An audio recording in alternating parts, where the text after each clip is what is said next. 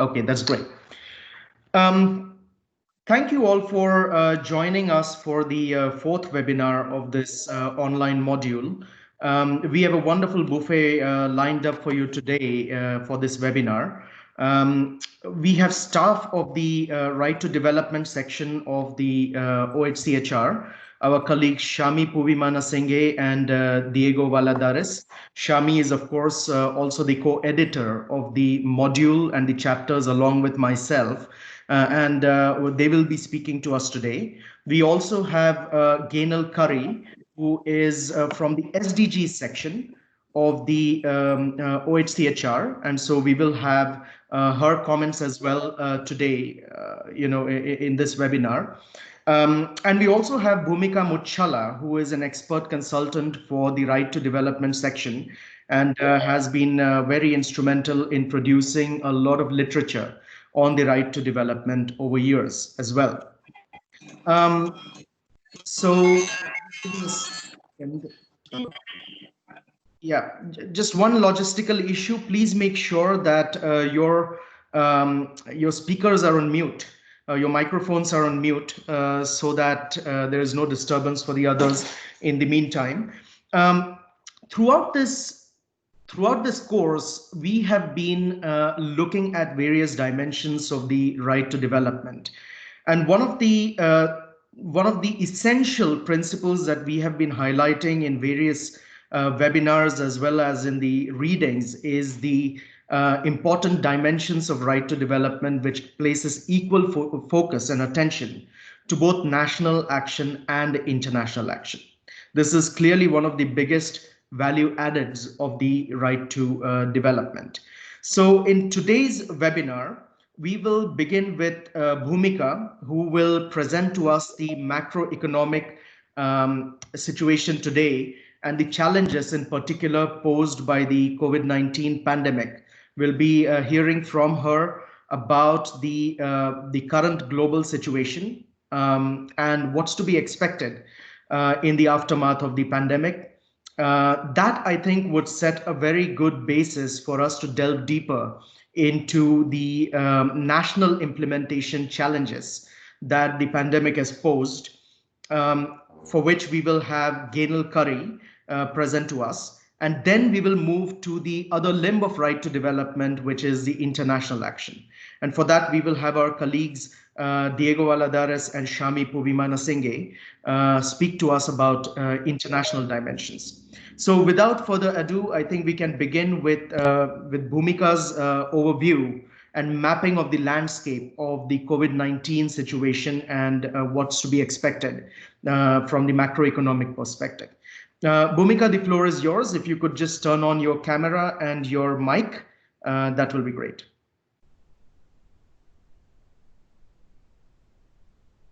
Hello. Hello, can you hear me? Yes, Bhumika, we can. Great, fantastic. Thank you very much, Mihir. Really appreciate that introduction. And I am really... Bhumika, we can't see you yet, just to make sure your camera is on. It's on. Okay, all right, please go ahead. Yeah, is it working? Yes, okay. It's working. All right, fantastic. I was just saying I'm very honored to be part of this comprehensive webinar, extremely timely.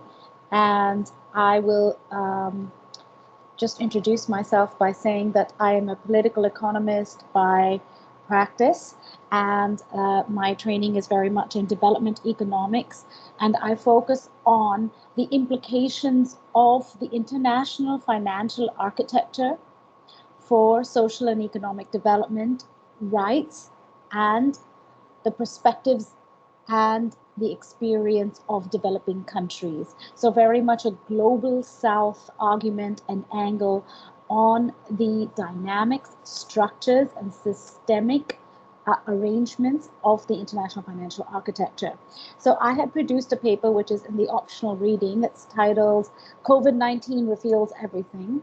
The intertwined health and economic crisis calls for urgent responses, systemic reform, as well as ideological rethink of the international financial architecture.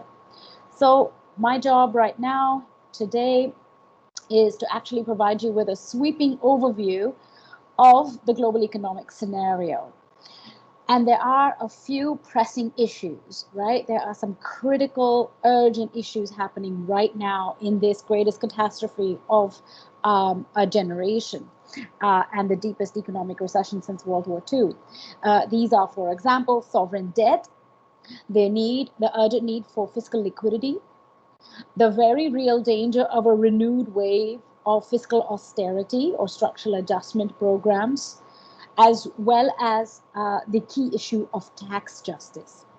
So just to give you the overview to start with, I will say that for the first time since 1998, global poverty will increase. That's the scenario we're looking at.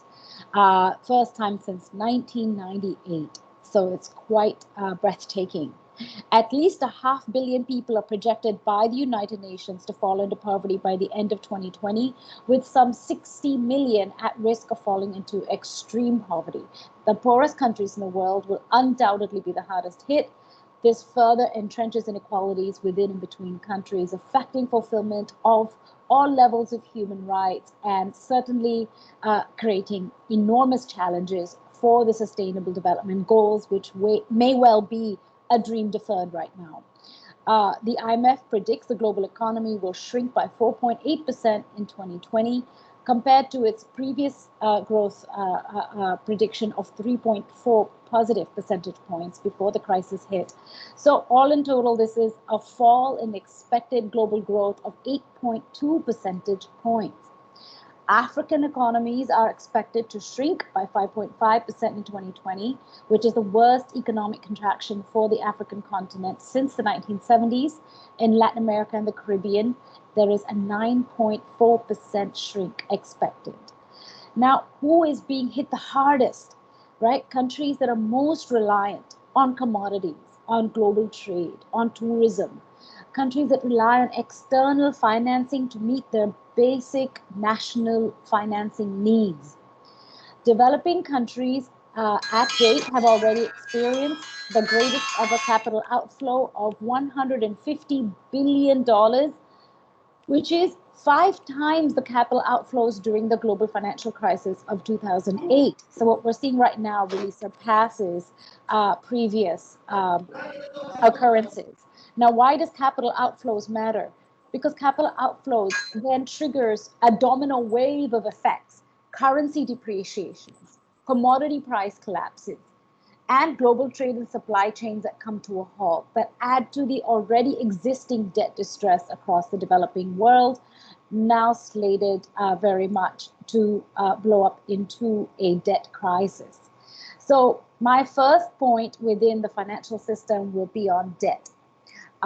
As you all must be very well aware of, debt is an overwhelming critical macro policy issue for all developing countries on all levels of development, but particularly low-income developing countries as well as middle-income. I'm sorry to interrupt, Bhumika. Would you please let me know when to change the slide? Oh yeah, you can change it to debt. Yeah, There's one slide for each topic. So thank you. Is this the one? Yes, that's okay, absolutely correct. Absolutely correct. Yes. So as you can see, sovereign debt crises across the developing world, right? Even at the start of 2020, before the pandemic hit, things were already quite serious. Many countries in debt distress. Now we have to see the trend, right? So the number of developing countries in debt distress is double the number that was in debt distress in 2013. So we can see in the last 7 years, sovereign debt has exploded. One of the key reasons is the very substantial skyrocketing of private debt, not public debt, but private debt. And a lot of this private debt is involved in public-private partnerships and large infrastructure projects all over the developing world. These large infrastructure projects entail very significant amounts of debt that is put on the public ledger. So in particular, we're seeing between 2010 and 2019, 110% increase in the amount of or the percentage of government revenue spent on external debt payments. meaning that many low-income countries spend more on debt repayments than they do on their entire health budget.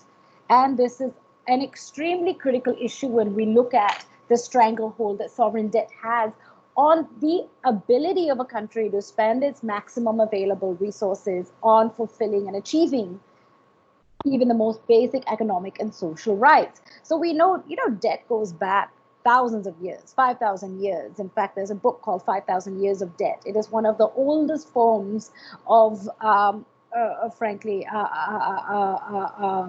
structural bondage. And the scenario of debt has to be taken into consideration on a macro scale, on a historical scale, in terms of asking the question, why are countries debt ridden?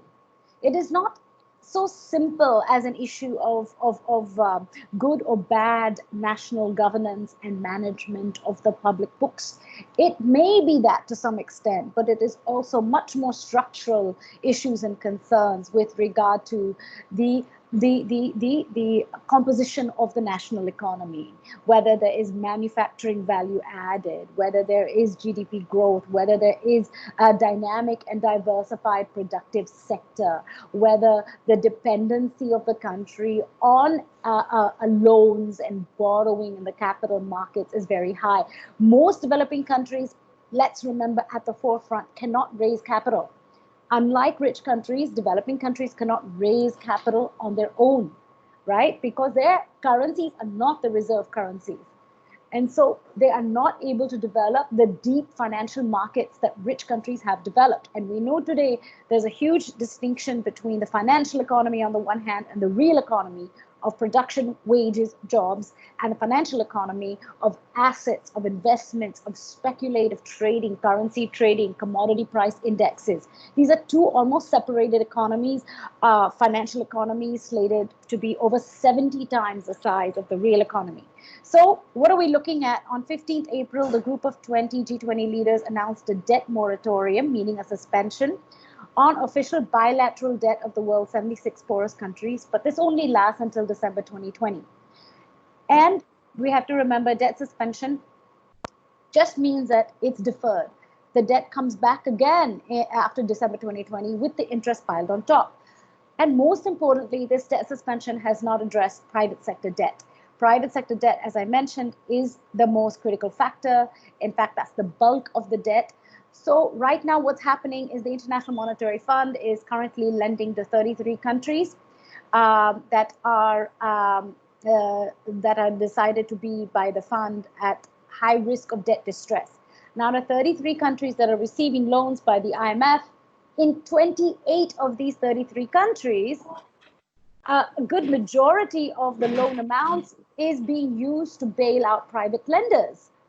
So the loan money that the lowest income countries are taking out is then effectively going into repaying private lenders, not to financing the urgent needs of the health pandemic and the economic impacts of COVID.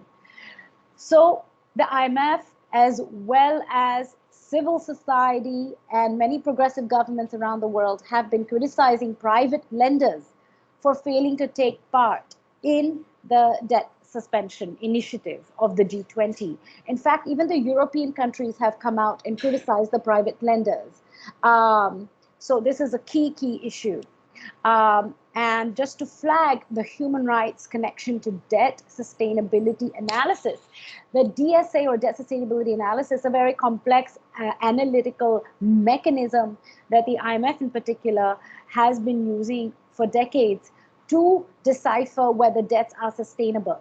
So even during this huge COVID pandemic and economic crisis, the IMF has continued to declare that debts are sustainable, rather than saying that, look, there's a serious problem and there need to be debt restructuring. Also, civil society, especially human rights organizations, as well as the OHCHR, have long called for human rights impact assessments to be integrated into the debt sustainability analysis. So the key recommendation on debt, before we move on to the next issue, is for a sovereign debt restructuring mechanism so that sovereign debt can be equitably, fairly, and independently restructured, as well as immediate debt cancellation, not just suspension, debt cancellation. Civil society is calling for debt cancellation until the end of 2022, given how dire the economic impacts of the pandemic are. And the key message here that it is imperative for the private sector to also contribute and act in moral in the moral rightness, because it's unconscionable that at this time of such urgent needs, the lowest income countries are spending their scarce public financial resources to repay private lenders rather than meet their own needs, right? So the next issue I'll go over very briefly, which is the urgent need for liquidity, and it would be the fiscal space. So in fiscal space, the key issue is special drawing rights. What is special drawing rights? It is an international reserve money that is created by the IMF. It's based on the 5 major currencies in the world: US dollar, euro, Chinese renminbi, Japanese yen, British pound. It was created in 1969 for the purpose of supplementing member countries' official foreign reserves. Note that, as I said, most developing countries cannot create money. They cannot trade money on the same level. So this is one of the key ways in which developing countries can access credit in a low-cost manner without accruing debt. And so this has been supported by many countries now as a key way in which the disparity between the fiscal firepower of developed countries, giving out almost 10 trillion in fiscal stimulus to their economies, whereas developing countries not having even a fraction of that kind of financial power, right, to address their social protection needs, their health needs, the PPE needs, the economic fallout. So the arguments for SDRs, and to note that during the global financial crisis of 2008, the IMF actually issued 250 billion worth of new SDRs. It provides a low-cost emergency assistance. It does not accrue debt the way loans do. It is counter-cyclical, meaning that SDRs, it can add to the foreign currency reserves during times of crisis. And when the crisis is over, then SDRs also subsides. So it's a crisis response mechanism that's built into the international monetary system. Now, the key, unfortunately, despite all the positive aspects of the special drawing rights and the fact that it would be a very critical boost to developing countries, especially in a time where the capital outflows is so massive and import costs are rising because developing countries' currencies are depreciating, plus massive disruptions to global trade.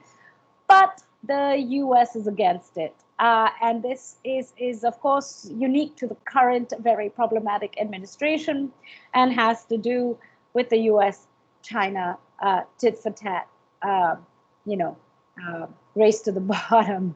So, the US Congress is supporting it. The US policymakers and legislators, lawmakers support it. And even the former US Treasury Secretary Larry Summers came together with former British PM Gordon Brown and issued a whole op-ed to support a 1 trillion plus SDR issuance. They specifically stated that if there was ever a moment for a massive expansion of the international money known as special drawing rights, it is now. So this would be key to addressing the inequalities in fiscal space, but it has not yet succeeded. I'll quickly turn to austerity. I'm sure most of you are familiar with austerity measures. So this is really a looming danger right now. And I'll give you a very brief synopsis of why, although this is a very extensive topic on which all of us can have a very extensive discussion on, because almost all developing countries have been affected by fiscal austerity, which is so deeply and intimately connected to this COVID crisis, because the way austerity erodes public systems by restraining the public financing for public health, education, social protection systems. The consequence, now we are experiencing that in the time of a pandemic like this. But unfortunately, we're seeing that the IMF has published in its April 2020 Fiscal Monitor publication, which highlights their macroeconomic policy trends, advice, and directions to member states. They said, we are making it clear that support measures to address the COVID-19 crisis are temporary. Emerging markets and low-income countries are advised to maintain fiscal credibility and prepare for an ambitious fiscal consolidation. Translation, to prepare for the retrenchment of the public budget measures, so to restrain public spending in the very near future. Why? Because there is a fiscal rule book, there is a fiscal credibility rule book that in order to restore and maintain investor confidence and attract much needed investment and to secure the credit ratings from the credit rating agencies, we must adhere to the idea and the theory that fiscal credibility is achieved by preserving public expenditure. So this means in macroeconomic terms to abide by the public expenditure ceiling rule and to reduce national debt levels, even if such measures decrease growth and have major negative adverse impacts on social and economic development, not to mention human, economic, social, and gender rights on all levels. The World Bank is in agreement, unfortunately, and has said that countries with excessive regulation, subsidies, licensing regimes, trade protection, we will work with them to foster markets, choice, and growth prospects during the recovery. So a lot of this is translation also for the World Bank's long-standing support for public-private partnerships, where the private sector enters into the provisioning of public services, including essential public services in health and education. Now, many developing countries experienced the structural adjustment programs in the 1980s.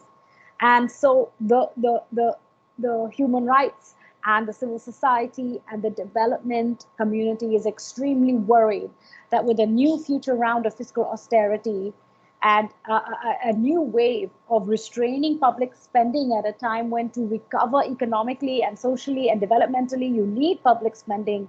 You need to learn from the lessons of COVID and build up the health system to see that the health system is part of the development arsenal, not just not just a social and public good, but really part of the national security of a country and economy and community. So this is a deep and key issue, and many in civil society are saying that this really calls for a fundamental rethink of the neoclassical economic ideology and beliefs and theories that prescribe and institutionalize fiscal austerity as a systematic component of the international financial system in order to gain that credibility required to participate in the international capital markets, to access money, to be included in the global economy. And last but not least, I'll touch upon tax justice. Now, we've all heard a lot about tax justice over the years, especially that, we have the huge specter of illicit financial outflows, which is a key part of the SDGs, target 16.4, which is at the center of domestic resource mobilization in the financing for development in the Addis Ababa Action Outcome document. We know that it is predominantly about 60% of illicit financial outflows is tax evasion by global multinational companies. And the multinational companies oftentimes use all kinds of, transfer pricing techniques to shift profits to low tax jurisdictions and to shift losses to high tax jurisdictions, kind of maneuverings called cooking the books, they say, in terms of multinationals that are able to do this between their various subsidiaries located in different countries. So illicit financial flows is at the very center of tax justice. But so are progressive tools. One that was heavily called for during the global financial crisis of 2008 was a financial transaction tax, the FTT, also today being called for by several progressive governments, namely Germany is calling for it as well. The key argument of an FTT is that it would curb speculative and excessive financial trading by imposing a low tax on each trade transaction. As a result, much needed financial resources would be generated for stretched public purses, and it would reduce inequality, specifically between the financial economy and the real economy, to take some of the huge amount of credit and money sloshing around in the financial economy and to redirect it, to repurpose it. And of course, the repurposing is being called for on many levels. Demilitarization, to repurpose enormous amounts of financing that goes to the military complex, to social and economic needs. So similarly, that is the call for an FTT.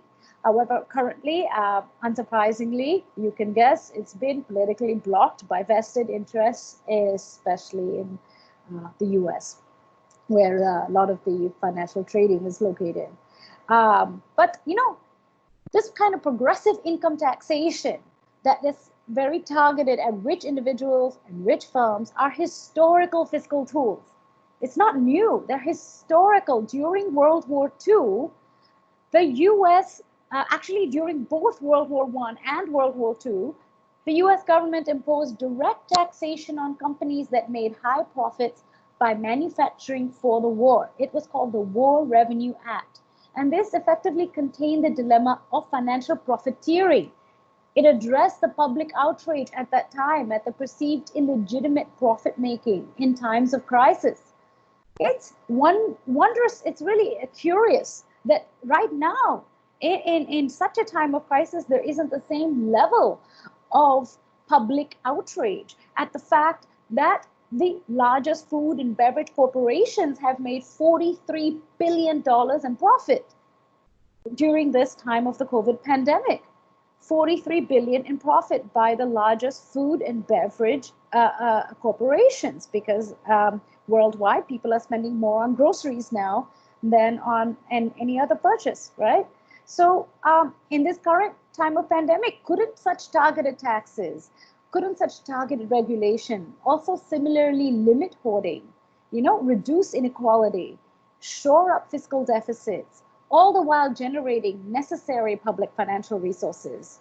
And so civil society is giving 5 big reasons why we need to use a kind of progressive, they're calling it right now, solidarity tax. Yeah, like a COVID solidarity tax.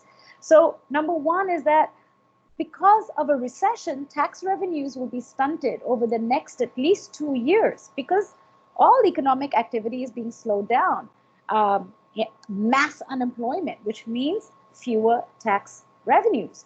Second, while tax revenues are going down, expenditures are going to skyrocket. Third, there is a strong correlation between economic recovery and public health and economic spending, which is why austerity goes against the very logic of recovery, right? And fourth, analysts are warning of a rise in protests and civil unrest, which we're already seeing worldwide, including where I'm based in New York.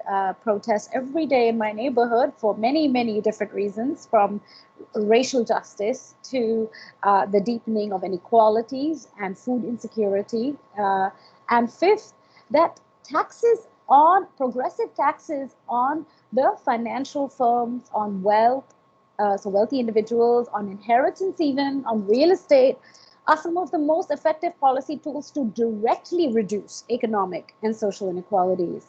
So for a way forward, in conclusion, we must remember the past. In the aftermath of World War II, how did European economies recover? Because the US offered the Marshall Plan as a large-scale grant package in good spirit. Today, we're not seeing anywhere near a similar multilateral cooperation and coordination. Meanwhile, we're seeing poverty and development backslides, especially in developing countries.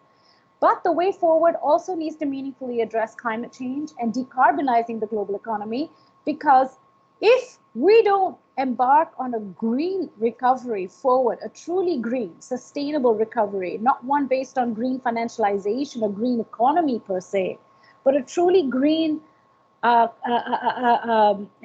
way forward that democratizes global economic governance, the counterfactual is that climate change is going to be so catastrophic that the COVID pandemic is merely a dress rehearsal for what is to come. So to conclude with, just to state that the 2030 Agenda for Sustainable Development, the SDGs, are still important, which my colleagues will go much more into. The three pillars of environment, economic, and social still serves as a foundation upon which to reform trade, economic, social, and environmental policies for a holistic recovery forward. Thanks. Thank you. Many thanks, Bhumika, for that. I think that was a very, very comprehensive overview of the macroeconomic challenges that we are facing in the COVID-19 world, and what's to be expected in its aftermath. There are a few questions for you, but I'll take them and I'll read them out to you at the end of the presentation by everyone. So I'd like to move on to Gainal, who will be, as I explained earlier, she is from the SDGs section of the OHCHR, and she's very much involved directly in elements of national implementation of the 2030 agenda. And clearly the pandemic has only exacerbated what was already a major challenge in the national implementation of the agenda. So she will be sharing with us the current challenges. She will be presenting to us the updates that have happened recently, as well as the new projects which she and her colleagues are working on in terms of national implementation and making that happen in today's context. So Gainal, the floor is yours. I'd like to make a request to everyone. Please do not take control of the PowerPoints or try to change the slides, because that then affects the overall presentation. And so please refrain from doing that. Gainal, the floor is yours. Please go ahead. And please remember to let me know when to change the slides. Thank you. Thank you very much. Can you see me?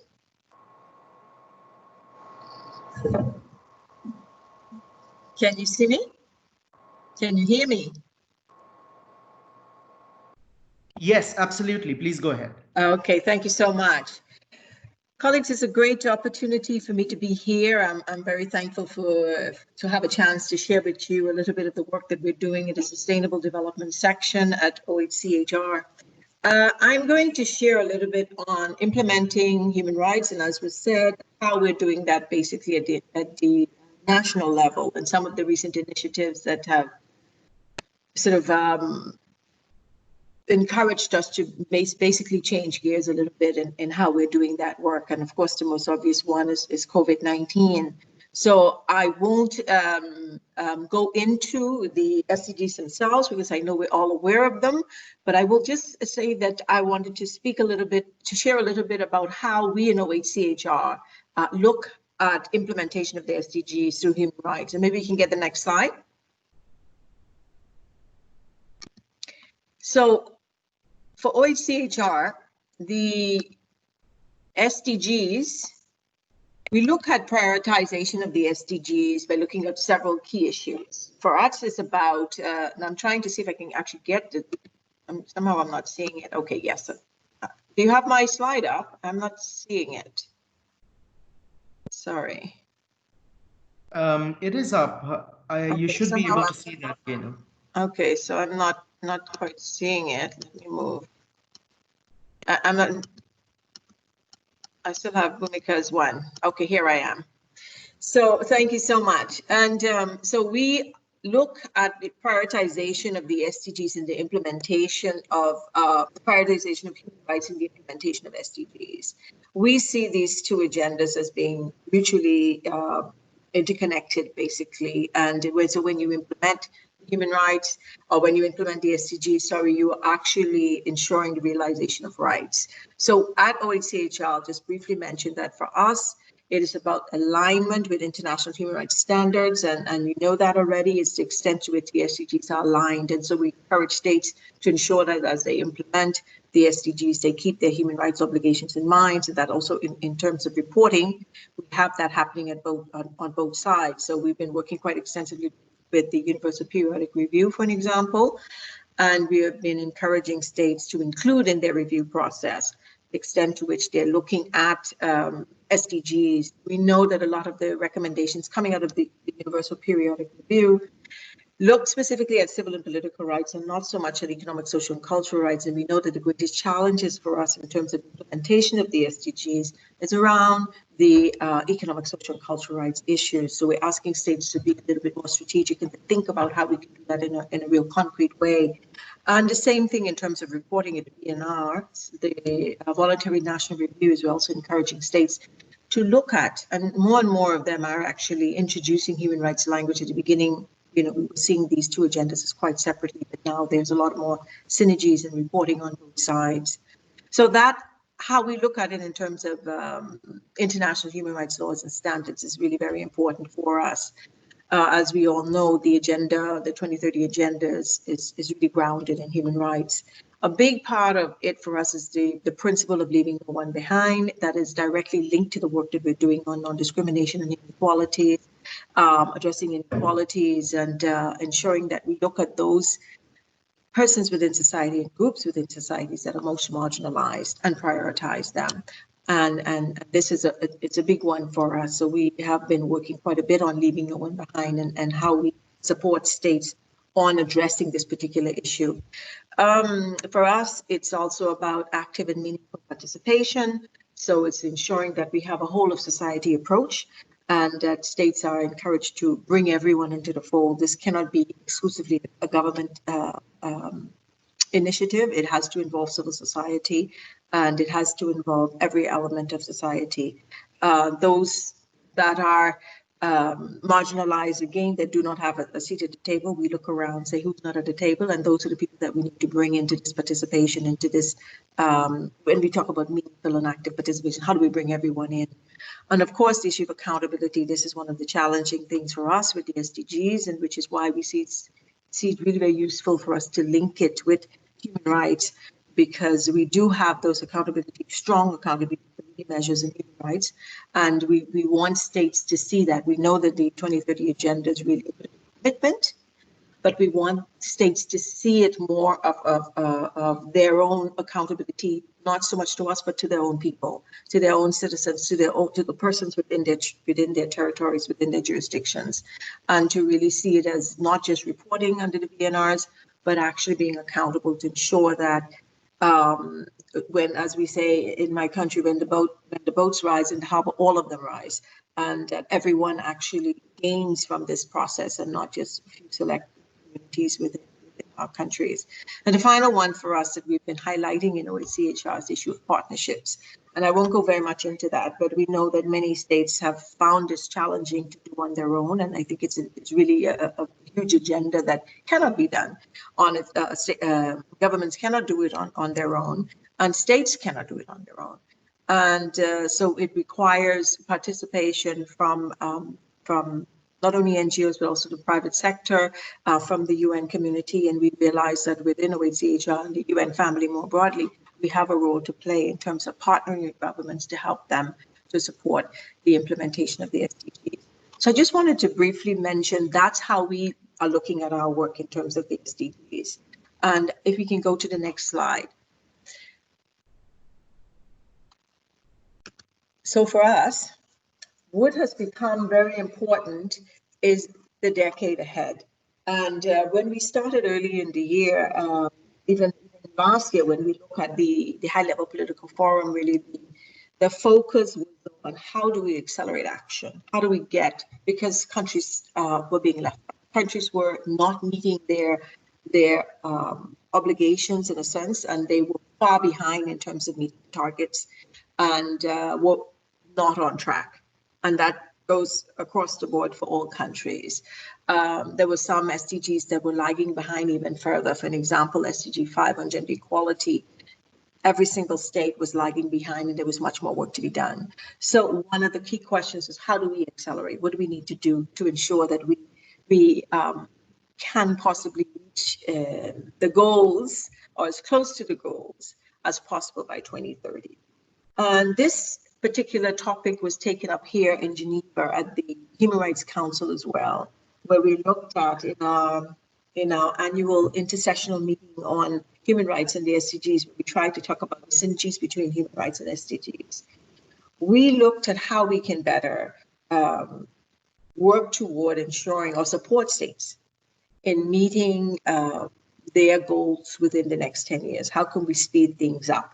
And the intersessional meeting was really very interesting one, because we had it involved persons from the national level. It involved international experts and UN entities and so forth, coming together around this specific issue as how can we speed things along? How can we sort of get this agenda moving, which is clearly lagging? And what came up as definite needs. I mean, the things that were highlighted, several points were highlighted. We looked at about 9 or 10 key points. If you can go to the next slide, I'll highlight those for you. And what states were talking about is something that I think we've been talking about for many, many years. And it shows us just how far we have to go. And it's about leadership and political will and financial resources. And we're saying to states, you know, that states should be looking beyond, not hiding behind this idea of resources. This is what we were saying earlier in the year. Situation has changed with COVID-19, of course, and there is a legitimate concern. But states were saying even then that they have financial constraints and it's going to be impossible for them to meet it. The argument that many of the experts were making was that this is about political will and prioritization in the development process. We also heard from participants at the meeting that there was a need for stronger social protection and the need for to look at macroeconomic policies in a real way. I mean, and this was just mentioned a few minutes ago by Bhumika. Are we really investing the way we should be investing? Are we really investing in our healthcare system, in our educational system? Are we prioritizing our economy so that we address those rising inequalities? And the question I think that COVID has revealed is that states have not been adequately investing in the kinds of policies that would ensure that we bring people out of poverty and address the rising inequalities. Another concern in that meeting was, how do we focus really on those persons left behind, including in the context of climate change? And climate change came up quite a bit and as a concern. And this is something that I understand quite clearly, coming from a small island developing state myself, and having just come through a ravaging hurricane last year, and sort of getting ready for another hurricane season, and in the middle of that you're hit with COVID-19, and states are truly struggling. How do we address it? How do we come to terms with what's happening to states, as particularly in this case that I'm using, small island developing states, and how do we ensure that the gaps aren't even made even wider as states are trying to find how can they build back from natural disasters, and how can they ensure that the gaps do not widen even further? And then how do they deal with the additional challenge of a pandemic like COVID-19? So the issue for us was, again, how do we identify, how do we know who's being left behind? How do we prioritize those persons? How do we ensure that we put systems in place that we address those persons and we prioritize those persons first? That's a challenge, because states are ready to say, okay, I'm going to invest in this, but I don't necessarily know that they want to talk. How do they build back better? And in the case of countries that are ravaged by hurricane, do they want to? They're asking this as real, a small state, do we want to rebuild in this area? Or should we be thinking differently? I think it's a good time for us to be thinking about that globally in any way, but certainly at the national level, states ought to be thinking about that strategically as they think about building back. And how do they do that differently to ensure that they bring in the whole of society and ensure that all the boats in the harbor rise at the same time. So another focus for us is the challenge coming out of that meeting is really the challenges apart from small island states and those states that are faced with climate disaster and other challenges. How do we address those states that have been in conflict for many, many years? And they're not being spared the COVID-19. It's everybody's is being hit by this. So the challenge is, how do we actually address this? This is coming on and destabilize us. But already we were thinking at the beginning of the year, in that intersessional meeting, these people that have been faced with conflict are in a particularly difficult and vulnerable state. Those people that find themselves in migrant communities and refugee camps, migrant communities as well, those who have fled or in different states, and generally being much more vulnerable. So the focus then for us was, how do we prioritize these people? So a big part of it, what we find to be the challenge, is that there's an absence of data. Many countries, we don't know who's being left behind. We don't have any figures to prove it. We generally know because we can look around and see, but we don't often have the data to be able to say, okay, this is what we need to do in terms of to inform policy. So if you are not counted in the national data collection, you cannot be provided for. You cannot prepare. You cannot be expected. States will not expect to support those persons who are not included. And what we have been encouraging is a human rights-based approach to data collection. So we understand not just regular census collection of information, how many people and so forth. That's very static, but we're looking at how can you collect that information to ensure that you identify and be able to use that information for the human rights work that we need. And one of the things we've done, for example, is Kenya, is to work closely with the National Human Rights Institution there and the National Statistical Office to say, okay, how can we bring our agendas together? Because the National Human Rights Institution is going to be looking at information on human rights specifically. And the Statistical Office is looking at a different type of statistics.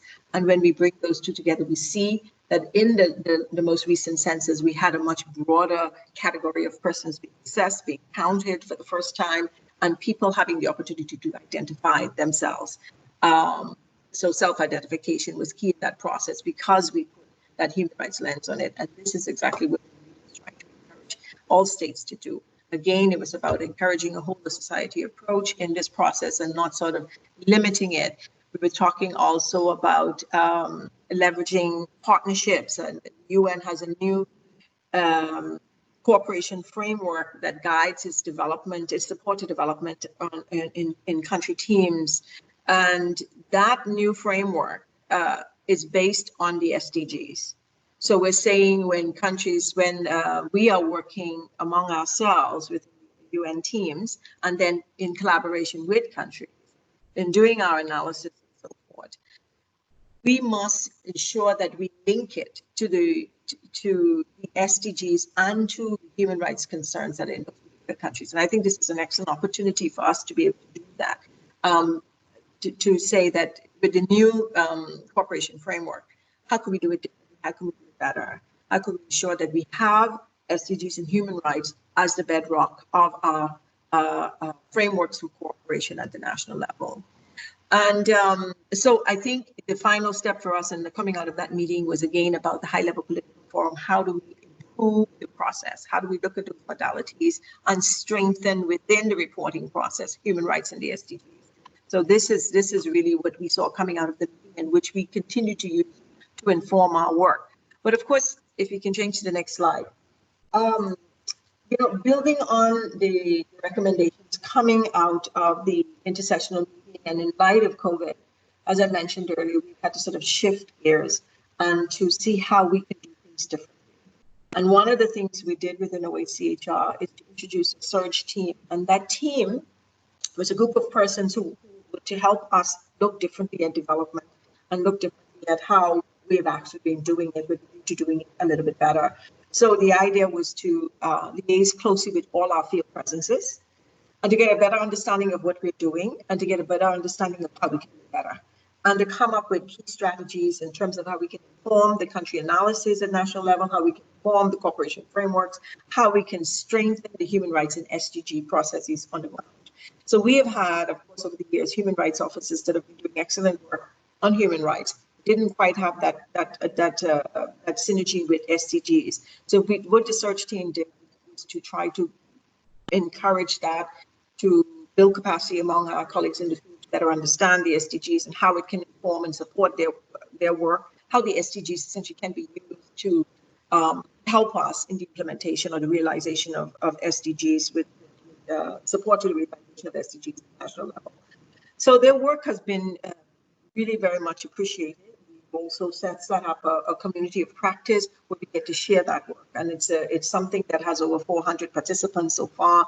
We have colleagues in the field in different areas of the UN system that are feeding into this and saying, how can we do it better, sharing information and so forth. So this is another part of the work that we're doing through the search team. The search team also introduced projects and got very specific on, let's introduce a few projects to see how we can do pilot projects, to see how we can sort of do this work of using the SDGs to better promote the realization of rights. And we had an initial, it's a small, I think it was a small seeding of funding, really just to support this. And it was really well received. And I have to say that we also just rolled out the second round of projects, and that has been really very positive. And we have at least 22 projects that we are rolling out right now, where we're looking at how do we engage not just on SDGs and human rights, how do we shift our focus given the COVID-19. And I used this slide of 2020 and beyond because showing that this is the direction that we're going in, because we're continuing in that direction. It's going by. And so we have to maybe put on the brakes to see how we can do this and if we can do it right. If we can change slides, please. I think one of the things we looked at is how the extent to which the COVID-19 has impacted work. And we've found through our engagement, and I cover the Anglophone African states, and we've found that their work has been consumed with COVID-19. And how do they respond? And it's so evident that we need to look a lot more closely at how we do it quickly. And the UN actually jumped on board quite quickly with this and introduced a framework on the socio-economic responses to COVID-19. Now, this is just one of 3 pillars that the UN has in terms of responding to COVID-19. We also have the health scheme, the health framework, and also the humanitarian action, humanitarian response framework. But the socioeconomic response is very much for us steeped in human rights, and we really work to ensure that they keep human rights in mind and we have the responses. So it's about the SDGs, ensuring that we keep them on, that we keep going with them, and that we also introduce human rights elements, but that we are actually shifting our focus to the most urgent need of those following in light of COVID-19. So it's for us, as was mentioned, we think that states have not adequately invested in healthcare systems. So what we're saying is, how can we protect healthcare systems and services? How can we respond in a positive way? How can we help states do this better to get through this process? How do we look at local social protection and basic services?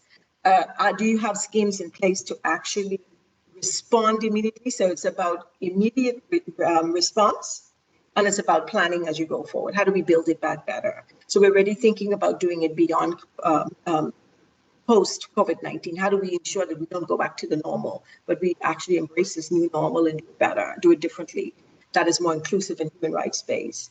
So the extent to which it's talking about how do we protect jobs moving forward, particularly small and medium-sized enterprises. How do we ensure that these businesses do not be sidelined or completely shut down, recognizing that a lot of small businesses, also in the informal sector, this is where large numbers of people earn their living. So how do we actually ensure that we protect these processes through a human rights lens and also in light of COVID-19? It's again about how do we support the most vulnerable? How do we keep that idea of leaving no one behind and addressing those farthest behind first, even during this COVID-19? And it's also for us about investing. How do we invest, ensure that our investments are community-led and that we're not sort of doing for, but we're actually asking communities to determine what they prioritize and determine for themselves what they see as they want to do, and asking governments to also to do this. So the UN has sort of laid a framework as to how states ought to be doing this in terms of their immediate response and in terms of building back better. And we know that it's going to be, it is a challenge. And we've started with our own projects in terms of the surge, the second round of projects. And I have, for example, a project in Kenya that looks at indigenous groups, and it's pretty much assessing the extent to which or how the COVID-19 has impacted indigenous groups in the country. We have, for example, in Uganda, a focus on a project that looks at LGBTI matters, HIV and AIDS issues, that look at persons with disabilities. In Liberia, also a similar project on disabilities and persons that are likely to be left behind and are really feeling the impact of the COVID-19. Particularly those who earn their living from the informal sector. They're really hard hit and it's having an impact. And the seeding that we have for these projects is really for us to assess where we're at, what has been the impact, and to use that information to support UN entities and governments to say, this is where your priorities ought to be as we move forward. If we can just move to the next slide. I know I'm running out of time. So for us, you know, for the human rights side of it, we're saying that the responses and recovery should be steeped in human rights. We should be prioritizing issues of discrimination, to that whole discussion around leaving no one behind. We're talking about, again, participation, including a whole of society approach, access to information. People need information to be able to respond. I just need to move quickly. Sorry, I just need to move quickly to open the door for my daughter who's just ringing the bell. This is a challenge of working from home. I apologize.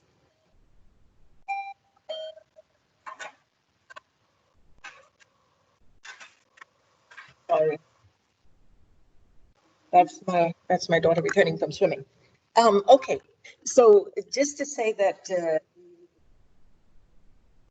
we're talking also about building back better and looking at how that is in terms of how we can invest better in health and other rights-based areas, health, education, social protection work, employment opportunities. How do we ensure that we address those chronic challenges of underinvestment? And in terms of human rights, how do we ensure those spiraling issues of inequalities and exacerbation of climate change? So for us, again, it's about indicators, and the OHCHR has developed 10 indicators recently to support states in doing this work. And our work has been pretty much, I would say, about almost 100% taken over by COVID-19, because this is the urgency, and we have to really focus on this as we move forward. And we are really happy that the UN is taking a human rights-based approach to this. The Secretary General issued a statement on inequalities, which I thought was really solid, and really pointed to those issues of inequalities and encourage states to do. If we may move to the next slide.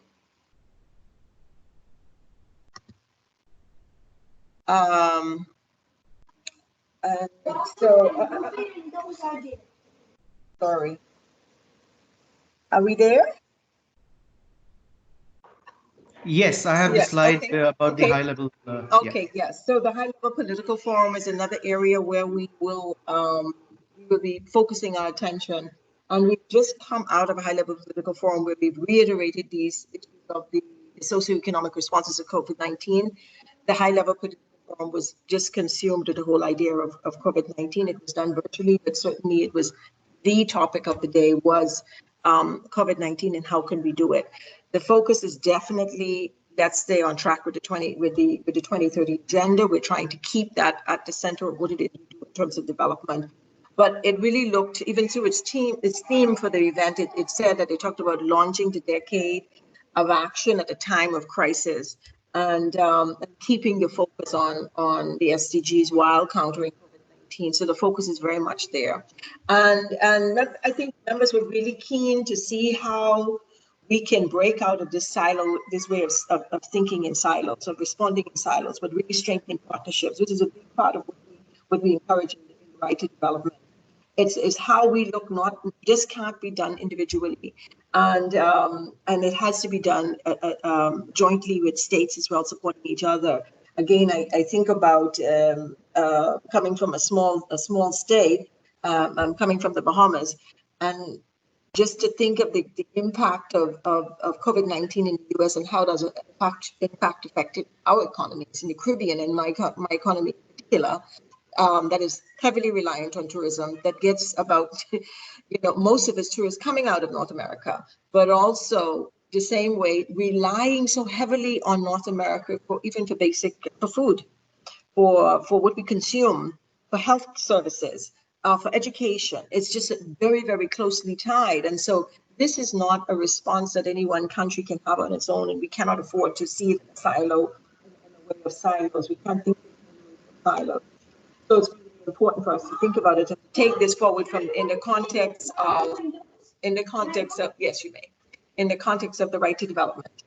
The SDG implementation and leaving no one behind was also seen as a very important element for us to focus on as we move forward, spotlighting the situation of poverty and rising inequalities and how we can actually respond to those most vulnerable was highlighted quite a bit.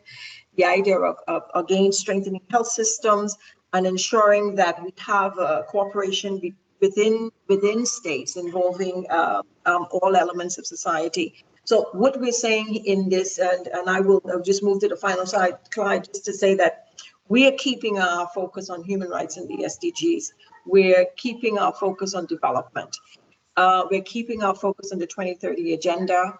We're just saying, okay, how do we do this better in terms of addressing COVID-19? How can we do this? We know that we're not on track. We wasn't on track at the time of before COVID-19, and we're still not on track. And so what we need to intensify our efforts through these names and to continue to dialogue in this way. We intend to, in OHCHR, to continue to support at the national level. We have projects in Latin America, in Africa. I said I'm covering Anglophone. I have another colleague covering Francophone and other parts of Africa. We have several projects in Asia and the MENA region as well, and in Central Europe. So we are recognizing that we have to also be able to give more than just the usual talk about, oh, you should follow human rights. We have to get in there and support states and show them how they ought to be doing it.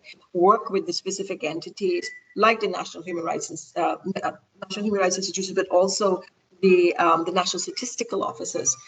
That's where we want policies to be informed by data coming out of them. And just as I wrap up, I want to say that we're keeping the dialogue going on this issue. Particularly in light of COVID, we're probably going to be looking at this at the next, the third intersessional meeting, which will be held in January 2021, which is not that far away. So I thought I'd put a plug in already to say save the date, the 14th of January 2021. And we hope we can have as many of you phoning in and calling in, dialing in, and being a part of the discussion. Thank you so much, and I apologize for all the kids. My family is now returning for the day. I apologize for that. Thank you so much. Thank you so much, Gainal, for that very comprehensive overview of the challenges in the COVID-19 context and the new projects and updates from the SDGs section.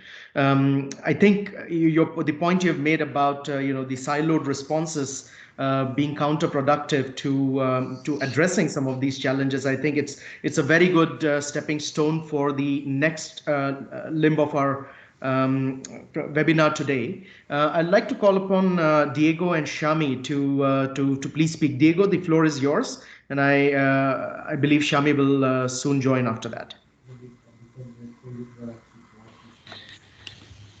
I believe Shami is going first, right, Shami? Yes. Okay. Yeah, I'll go next. Can I start, Mihir? Yes, Shami, please. Good afternoon. Hello, everyone, and welcome to this last webinar. Good to be with all the participants. Very quickly, because I think we don't have a lot of time.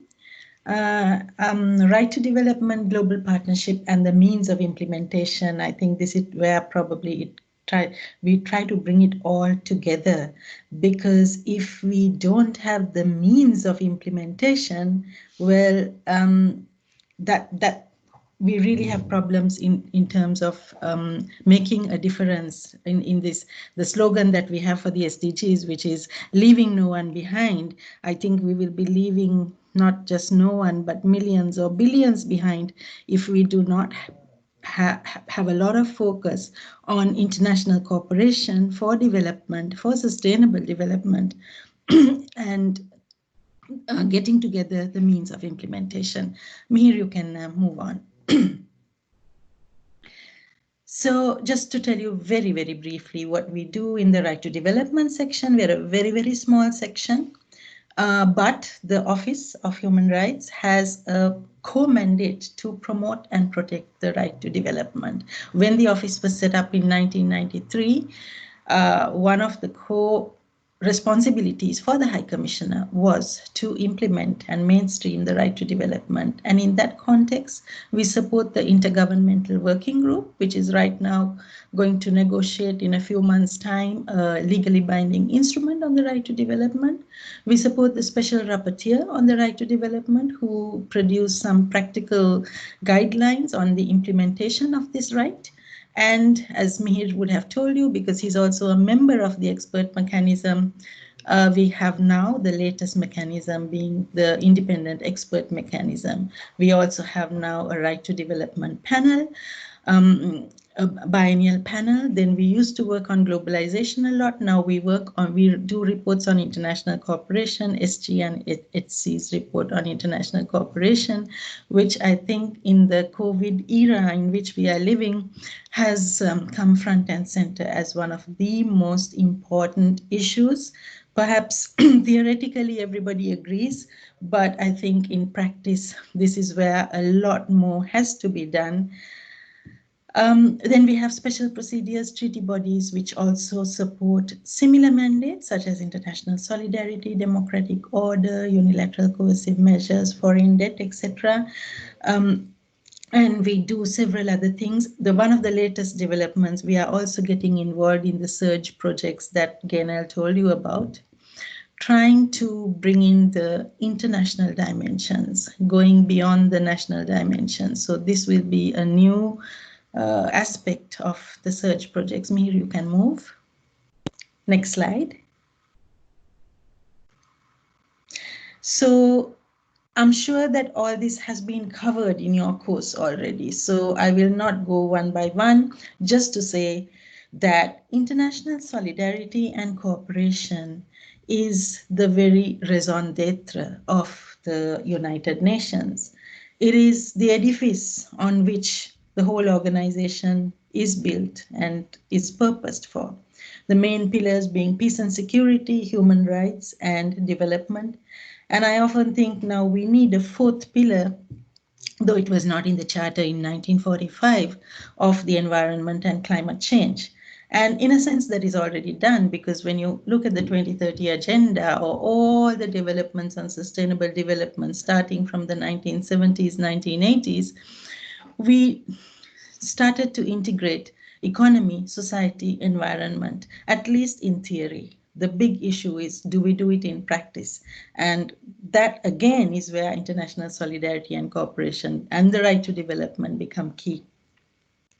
Particular articles of the UN Charter which are important for this, like global problems require global solutions. And I think with COVID, that message also has come out very clearly.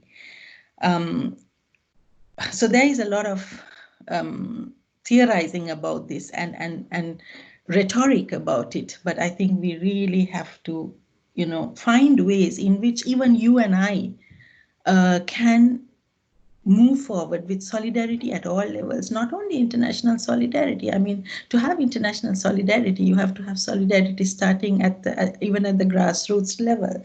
So solidarity and we saw that in the COVID-19 context, neighbors helping neighbors, people just helping communities, and that definitely helped to have better solutions.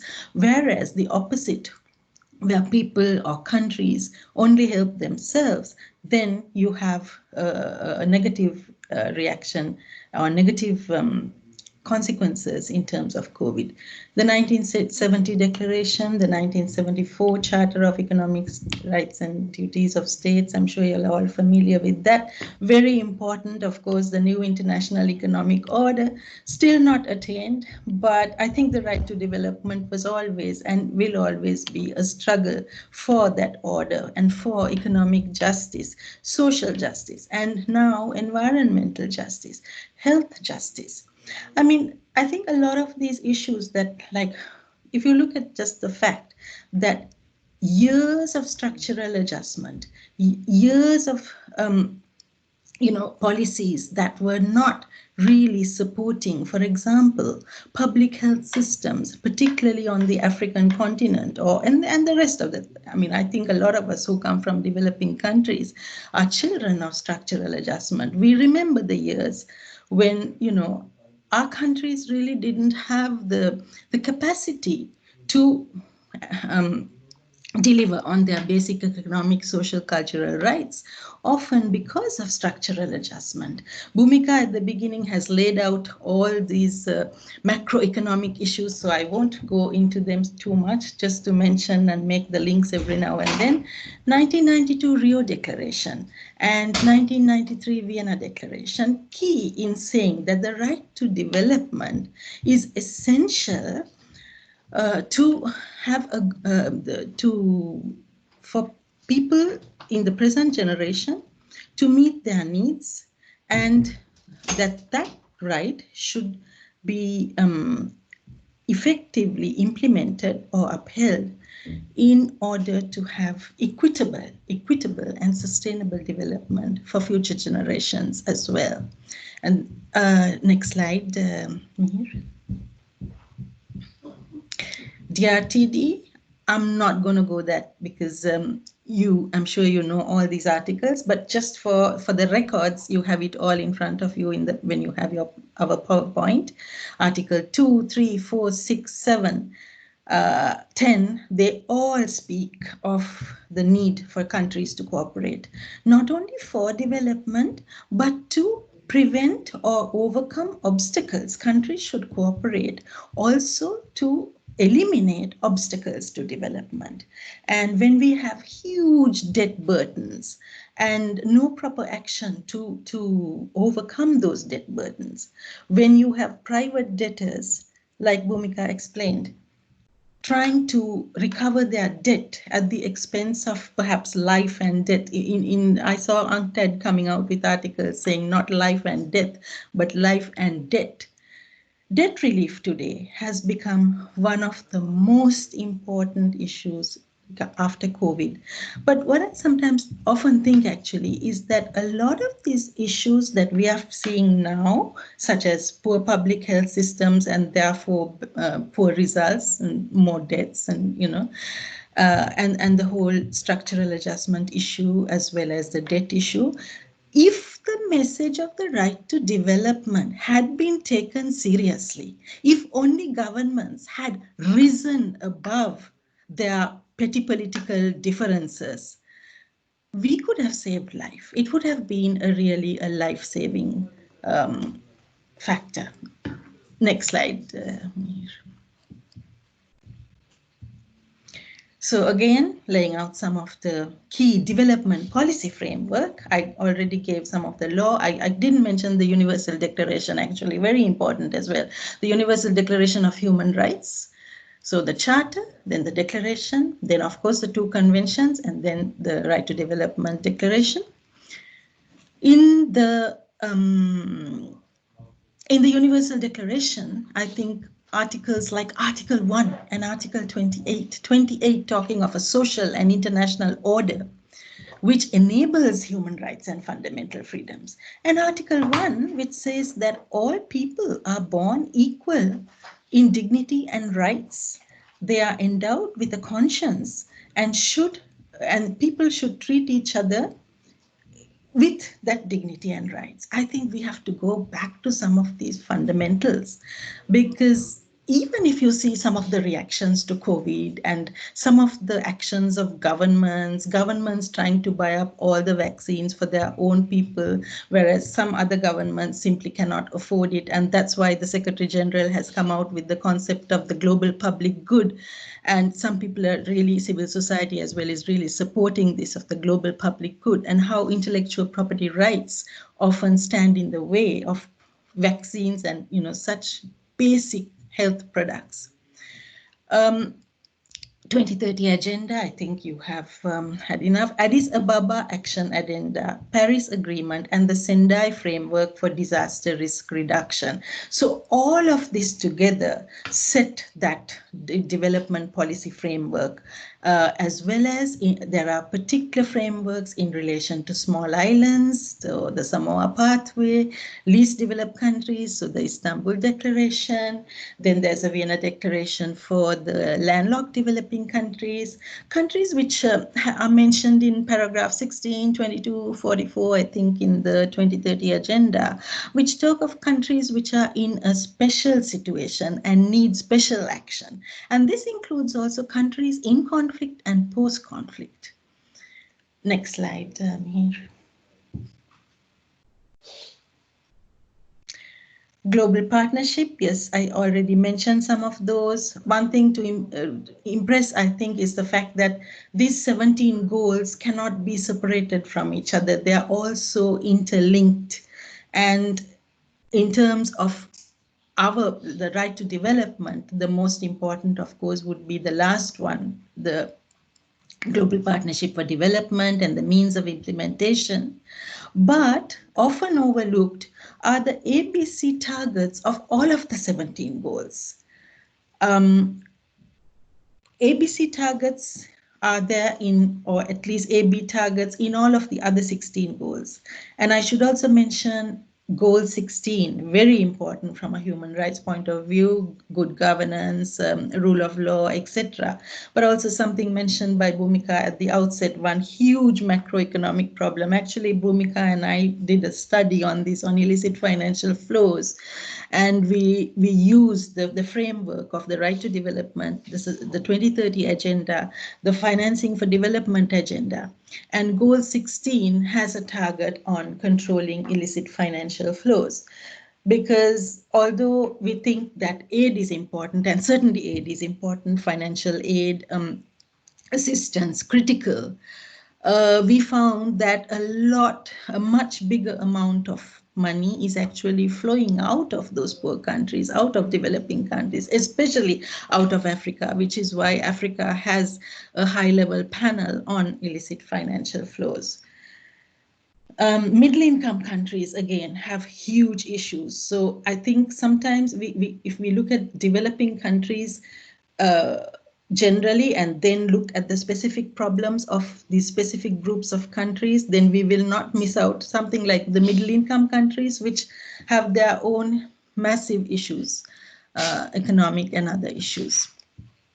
Policy coherence, policy space, all mentioned in the 2030 agenda. And these are all core concepts of the right to development that you cannot have in the WTO and of course you do have all the time things going on which are completely against the whole objective of development. And by now you know that by development we mean, in the Right to Development Declaration, not just economic development. Of course, economic development is critical, but development which is aimed at human well-being. So the constant improvement of human well-being with the fair distribution of the benefits of development and free, active, meaningful participation. Next slide, Mihir. We've already mentioned, I think I'll go through very fast because I can see the time and I still have to keep some time for Diego. So finance, domestic resource mobilization, critical. And now we see with the COVID-19, and I have to say, apart from climate change and COVID-19, we are also seeing other huge issues: rising poverty, rising inequality in all its forms, discrimination, racism, racial discrimination, which is why we are seeing people come out in the streets all over the world. And all of this, we just have to see all of this as interconnected.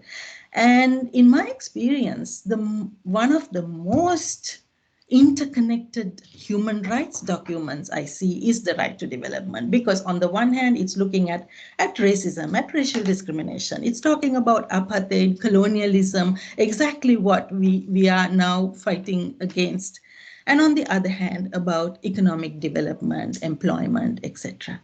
Next slide. Technology.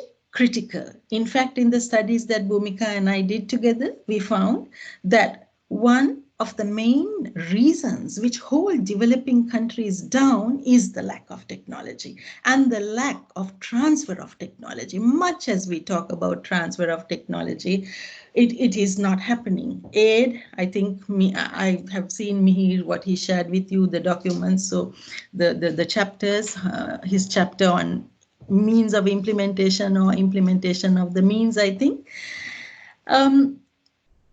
Aid is not, only 5 countries are delivering on their aid commitments, and that's for the last 2 or 3 years. And the same goes for technology, even worse probably. And this is why I think I would really emphasize the need for other forms of cooperation, not only traditional North-South conventional cooperation, still very important, but South-South and triangular cooperation, regional cooperation.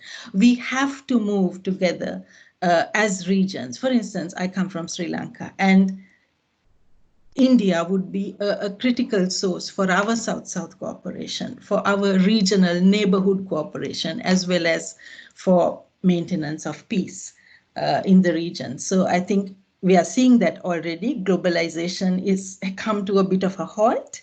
The planes have stopped flying. People have, are not able to get around anymore, fly around the world like they used to, which is also good for the environment.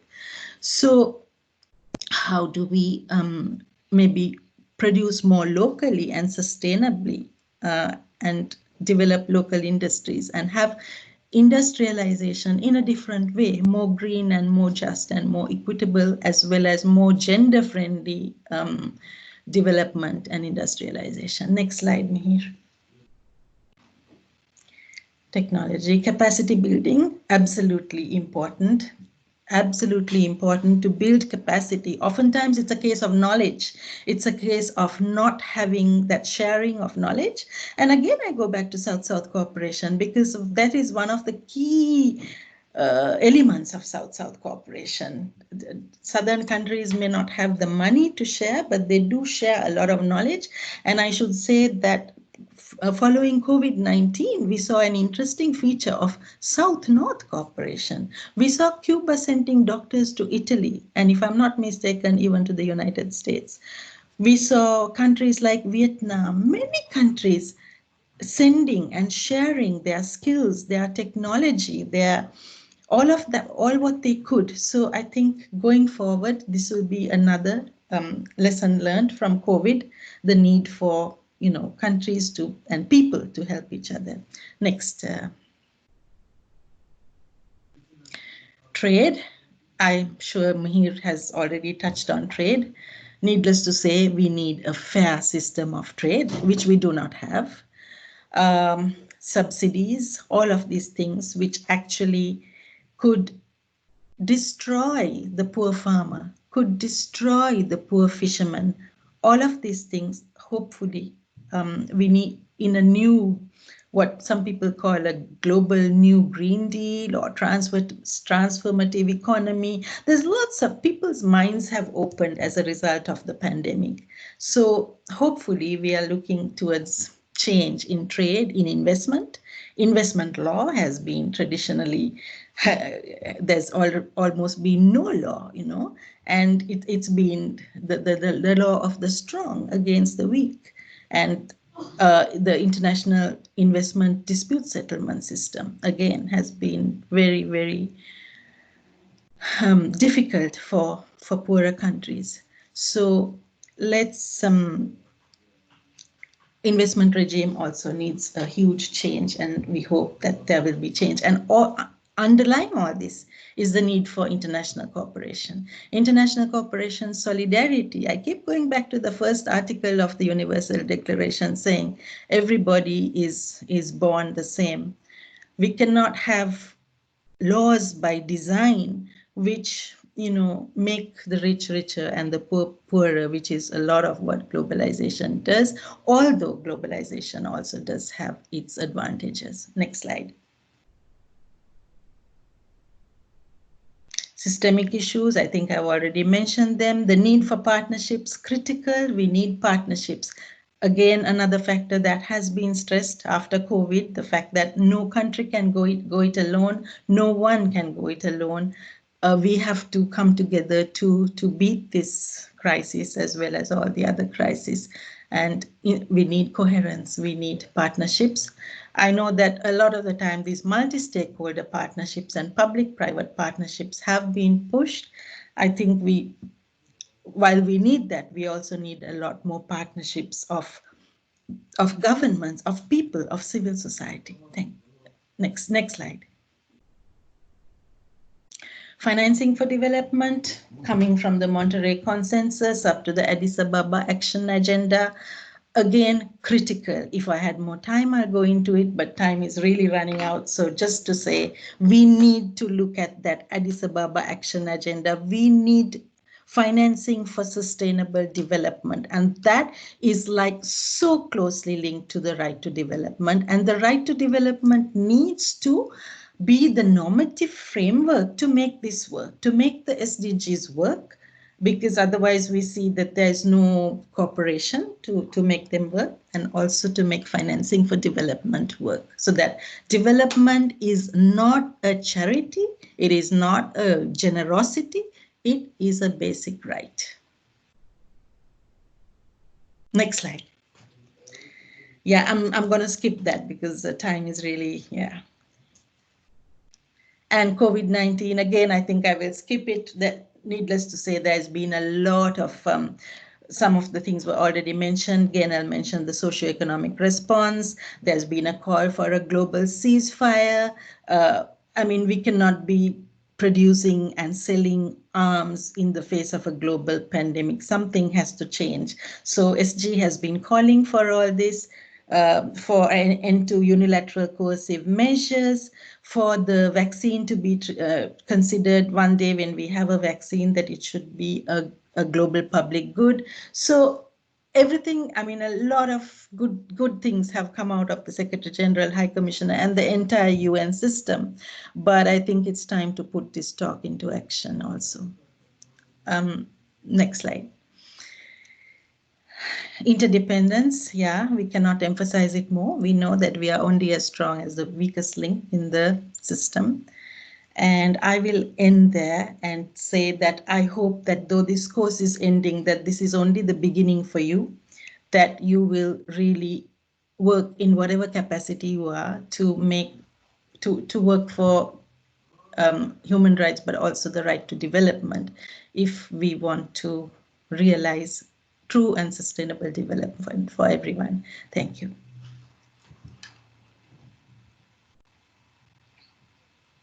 Thank you very much, Shami. I think that was also very comprehensive, and I think you did a great job in reinforcing the reading material for week 4, especially means of implementation and the importance of international solidarity and the duty of cooperation. Diego, please go ahead. Mihir, I guess I have very little time, so I'll try to be as objective as possible, not take more than 5 minutes beyond the allotted time that we had for this presentation. So what I'm going to speak in the next 5 minutes or so, very briefly, is about one of the instruments we use to promote the right to development that is mandated to us by the Human Rights Council and the General Assembly, which is the annual report of the Secretary General and the Human Rights and the United Nations High Commissioner for Human Rights on the right to development. So that every year, both the General Assembly and the Human Rights Council request a report in which we described some of the activities that the office and certain parts of the Secretariat do to promote the right to development, to help countries realize and operationalize this right. But they also ask an analytical part, and countries are very particular in that. They always ask an analytical part, trying to where the office and the Secretary General should address particular challenges to the realization of the right to development and provide recommendations on how to overcome these challenges.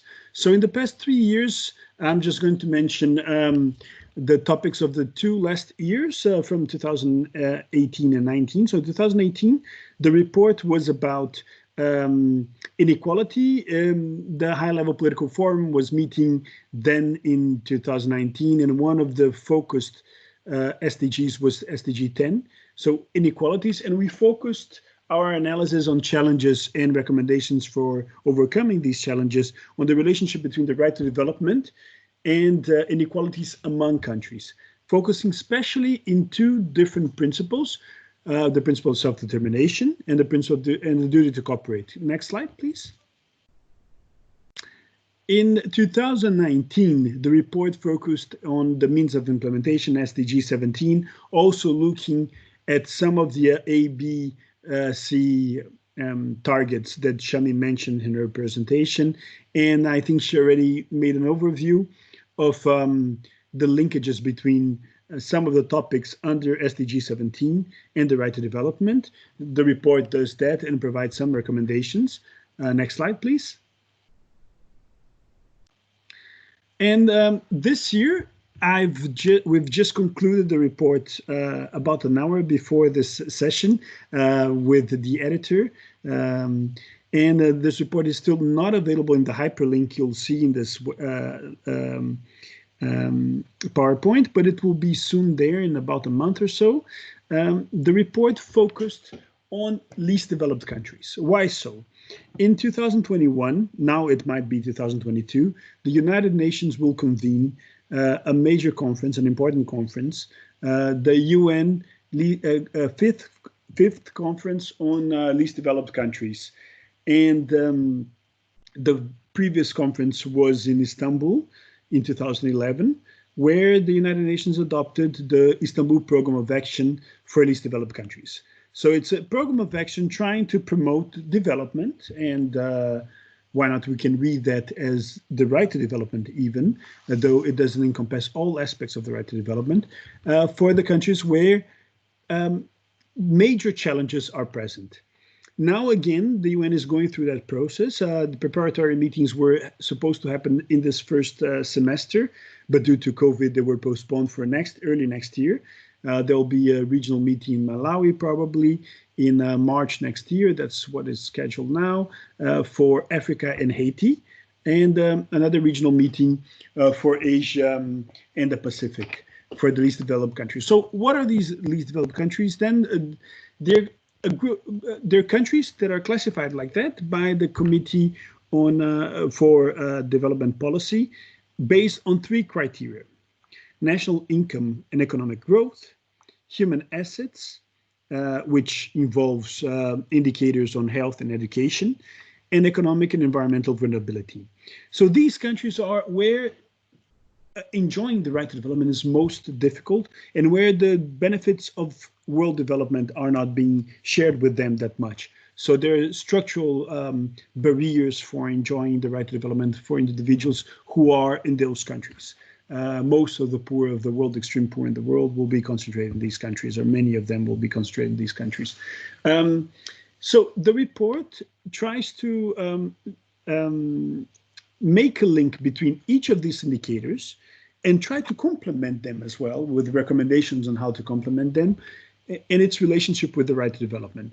When we speak about national income and economic growth, we're speaking about mobilization of resources. We're speaking about the topics that Bhumika addressed on debt, official development assistance, unilateral coercive measures on the international level, but also taxation on the national level, and how growth by itself is not enough, but it's an element that would help countries to realize the right to development. And we make some considerations on that.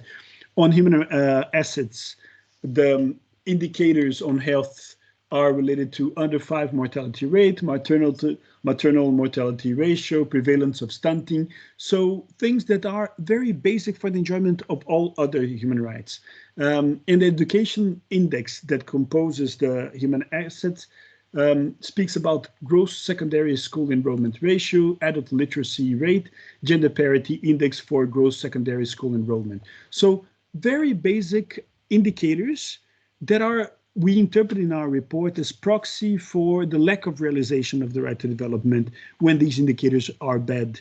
And that's the case for all countries classified as least developed countries. The last indicator, and I'll be brief there,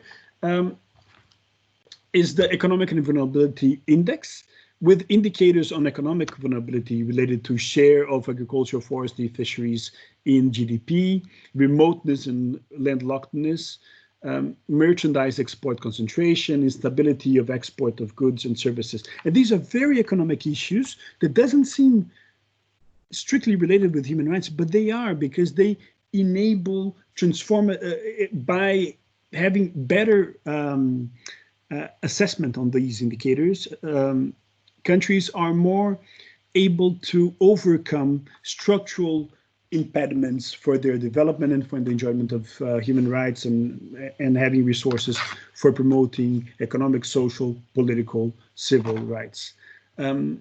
Apart from that, and Shani emphasized very much the importance of the environment for the right to development as understood today after the declaration, the environmental vulnerability index that composes this last criterion also has as sub-indicators on share of population in low elevated coastal zones, share of population living in dry lands, instability of agricultural production, victims of disasters. So I won't explain here exactly, but in our report we try to link each of these to how human rights mechanisms have interpreted obligations of states under human rights treaties and other instruments, and how that relates to the right to development.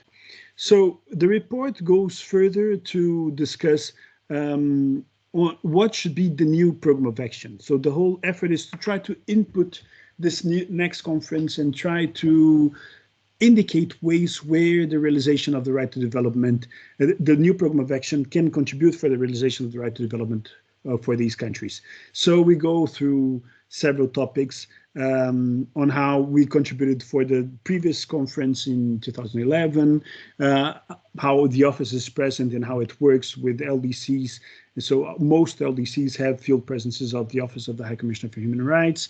The work is related to so some of the work we're doing is relating to this process for LDCs. For instance, we're commenting assessments by the Committee on Development Policy on the graduation of countries and making recommendations on how to tweak that. And two recent reports make very important recommendations on how this new program of action should look like. One is the Secretary General report on the Istanbul Program of Action, the final report assessing that came out recently, a couple of months ago. And this report looks at some important 6 areas to focus. Due to time constraints, I'll skip these areas, but I think it's very important to mention that the CDP, the Committee for Development Policy, have, also UNCTAD, both have advocated very much that this new program of action should focus on productive capacities, on changing the economies and promoting productive capacities so that more value added by industries, by services, by the economy stays in least developed countries, and they can break the cycle of dependency and poverty. I think this is a very important concept to understand the realization of the right to development, the concept of productive capacity. And we try to, in this report, merge these two ideas and see convergences on how promoting productive capacity can contribute for the right to development and vice versa. Finally, we draw a series of recommendations in the report. Initially, I was thinking of presenting them to you, each of the recommendations, but I just want to go very briefly through them. This should be an ambitious program of action. If some, especially due to COVID, and the report focuses in many of the challenges that came with COVID as well. In each of the topics I mentioned, COVID also appears. We have to think creatively and ambitiously on the new program of action, where solidarity will be key to overcome the challenges. The program of action should draw from the SG. Sorry, I think somebody took the presentation, but no problem. I'll just skip to my other.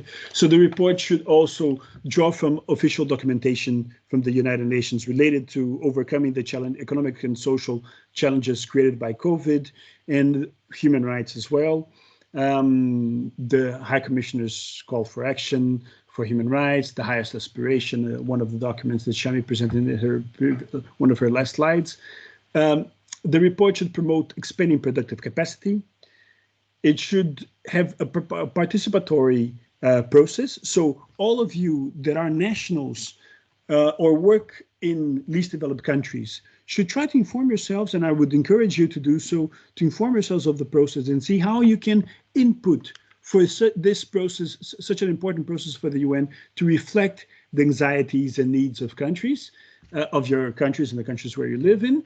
And finally, we do recommendations related to how the voices of the least developed countries should be considered. Many times, processes of the UN have a focus on the developed countries and they have a bigger say.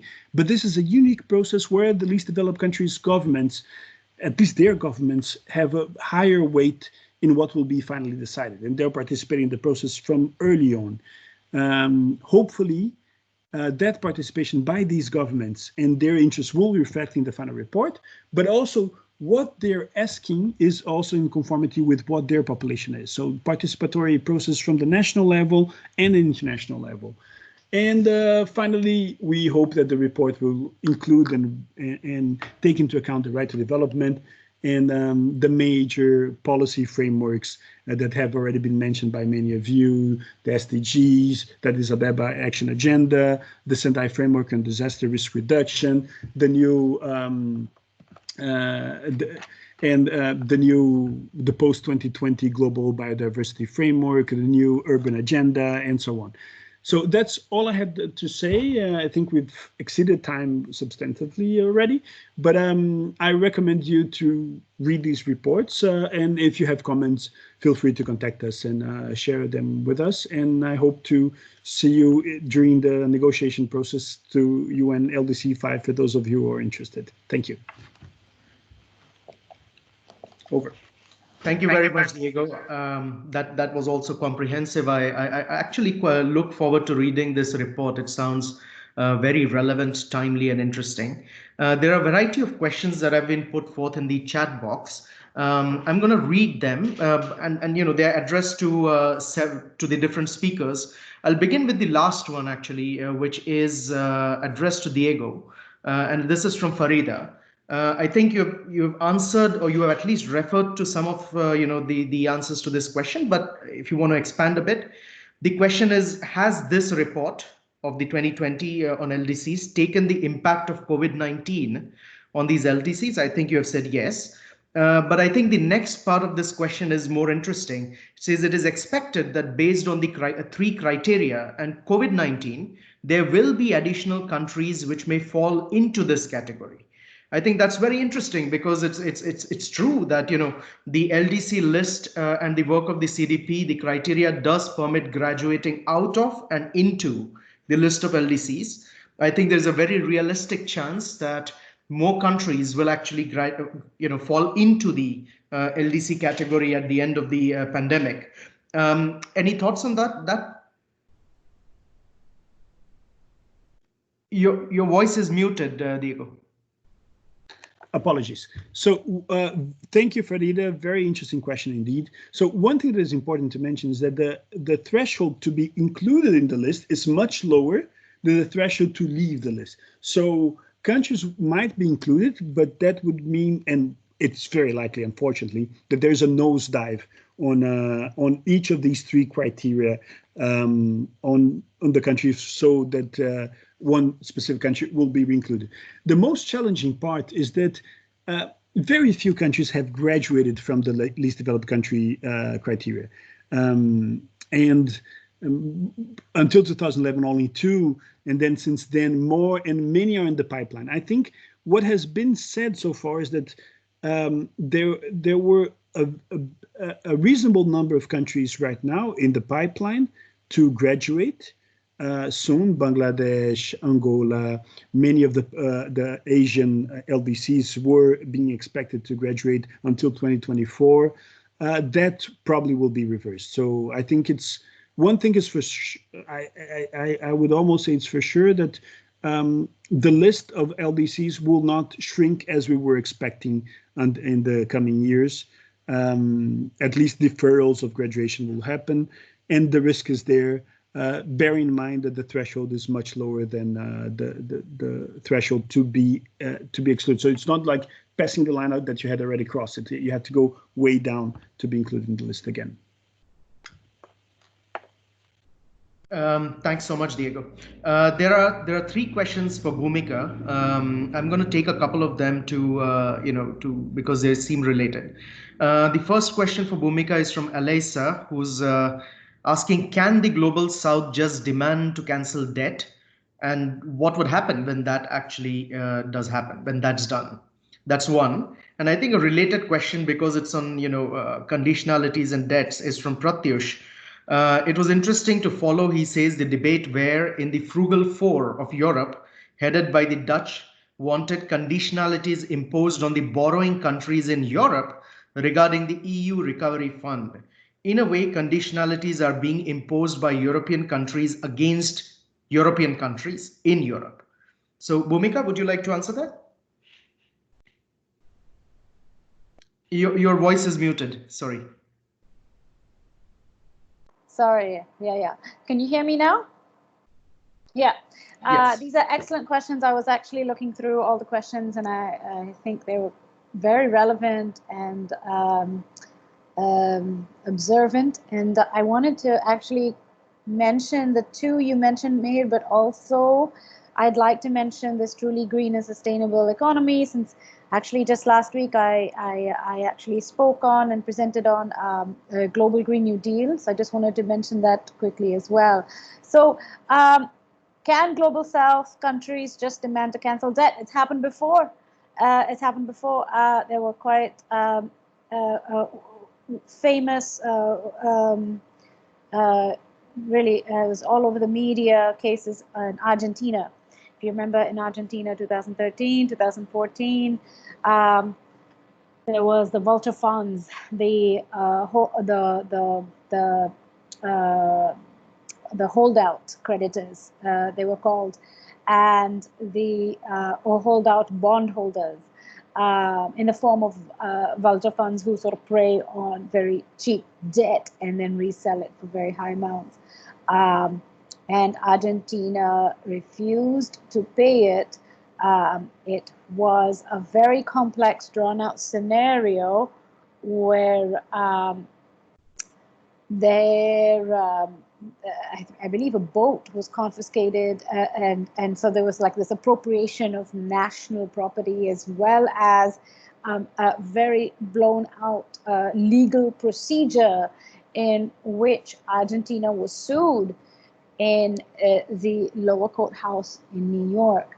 So one of the key dangers, besides the signaling power issues, is that bondholders that can then sue developing countries in courts for repayment on any debts that they refuse to service.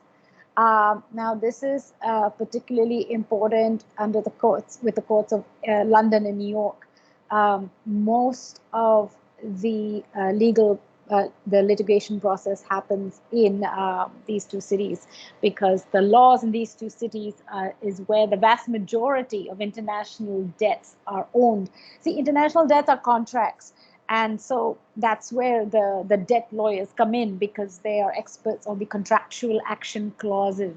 And there's all, they're called CACs, the CACs, and there's all sorts of very detailed provisions in the contractual action clauses, of which, you know, I have read, but I'm not at all an expert on the fine-tuned legalities of debt contracts.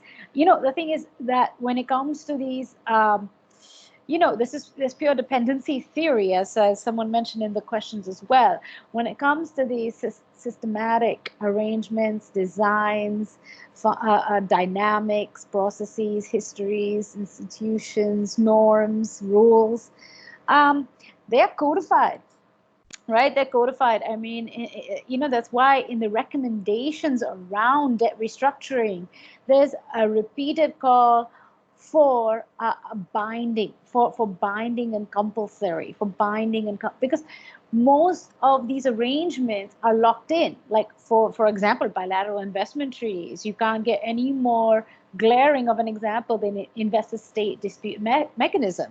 The investor-state dispute mechanism is where corporations can take states to court and sue them in private arbitration tribunals for national regulations that impinge on current or future foreseeable profits once an investment treaty is signed, because it's seen as transgressing the laws and provisions of the investment treaty. So that is why, you know, in terms of debt restructuring, in terms of this ability of bondholders to sue developing countries in court for repayment, there is a need for legislation that is binding. And of course, this is where we get into repeated intransigence and refusal from developed countries for the most part, as well as some large developing countries, the BRICS especially. So these are some of the challenges with that. In terms of conditionality, yes, I just actually last night was reading about the EU Recovery Fund, and it wasn't surprising that the Dutch in particular wanted conditionalities imposed on the borrowing countries in Europe. See, we know the European Union is a very unequal union. You have the sort of dominant rich European countries of the Northwest, namely Germany, formerly UK as well, not now anymore after Brexit, and France and Netherlands, of course, Belgium, all Scandinavian countries that are in good standing. So you've got a clear, again, north-south divide even in the European Union, and you have the southern European countries, namely Greece, Spain, and Portugal, that also were mired in debt crisis several years ago in 2013. So you have the same dynamics that play out between global north and global south, between developed and developing countries, also within the European Union, also within other regional groups. For example, in South America, there's a North and a South as well, very much so. In South Asia, you know, India is very much dominant, and other smaller countries, less fiscally powered countries. So you have these inequalities reproduce themselves on multiple layers and levels, right? That's the nature of inequalities. It's not just the history of colonization, but it's also the reproduction of the dynamics of colonization on a regional as well as internal level. There's a incredibly exciting literature on internal colonialism, where the same dynamics and processes and power, unequal power relations also play themselves out domestically. So this is not at all surprising.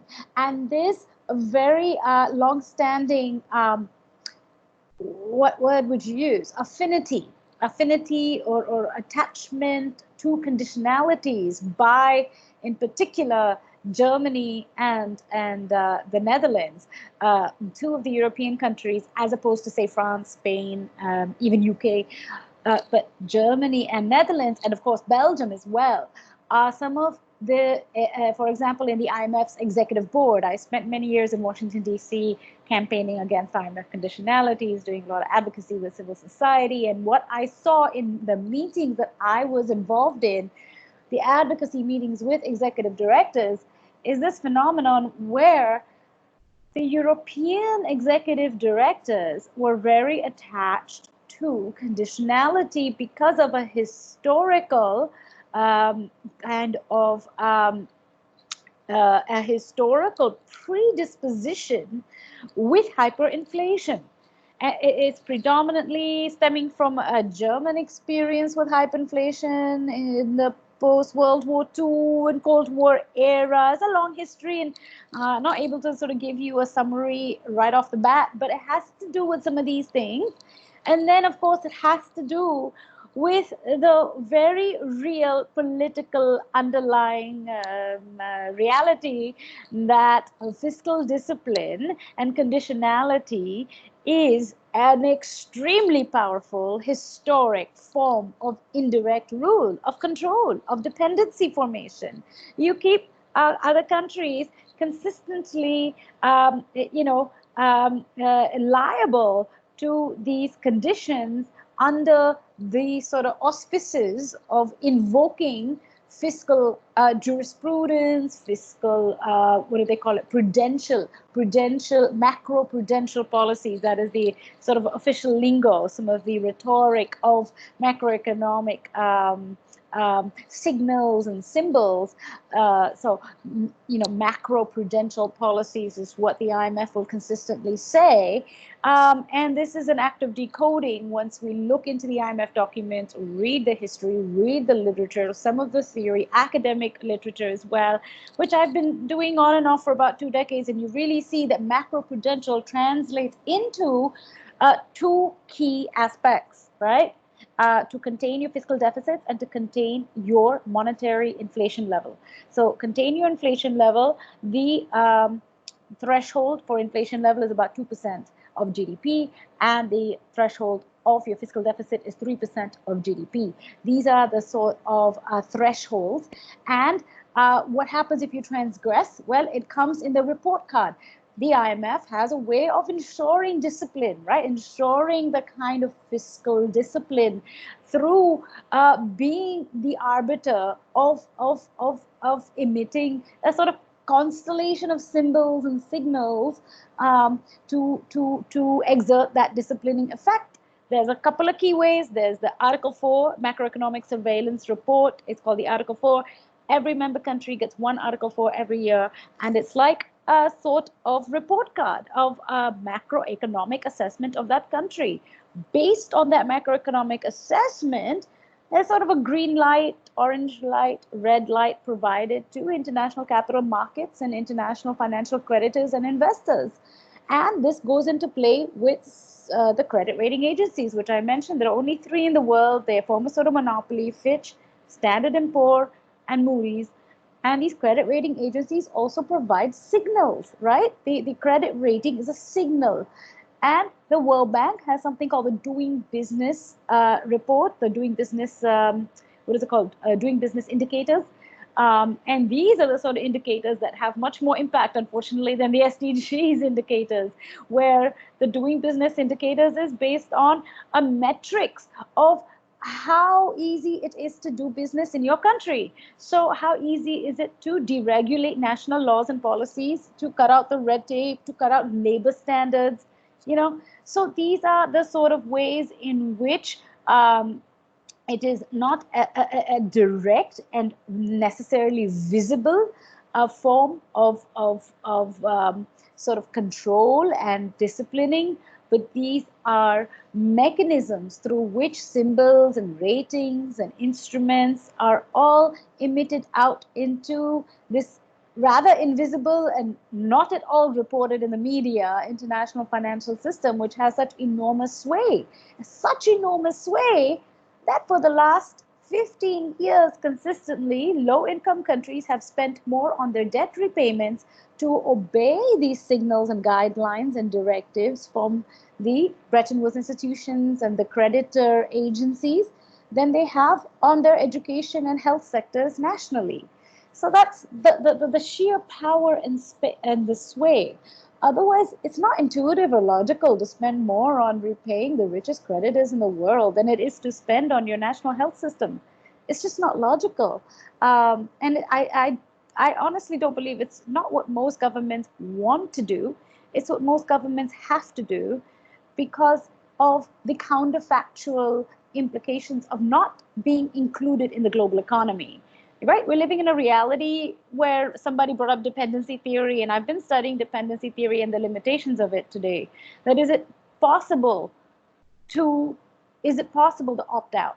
Is it possible to opt out? Yeah, same question locally that we ask oftentimes, and especially in like say the the Western worlds, the hippie and hipster communities. Is it possible to live off the grid? Is it possible to live off the grid? Is it possible to be a non-capitalist? Is it even possible? How would you do it exactly? And that is where, Shyami and Diego and Gainel and Mihir all come into play with. That is why we need cooperation and solidarity. We need means of implementation. Development is a right, not a charity, not just a matter of ethics, but a right. And ethics matters too, actually. I've been arguing long for an ethical social contract in which human rights is front and center.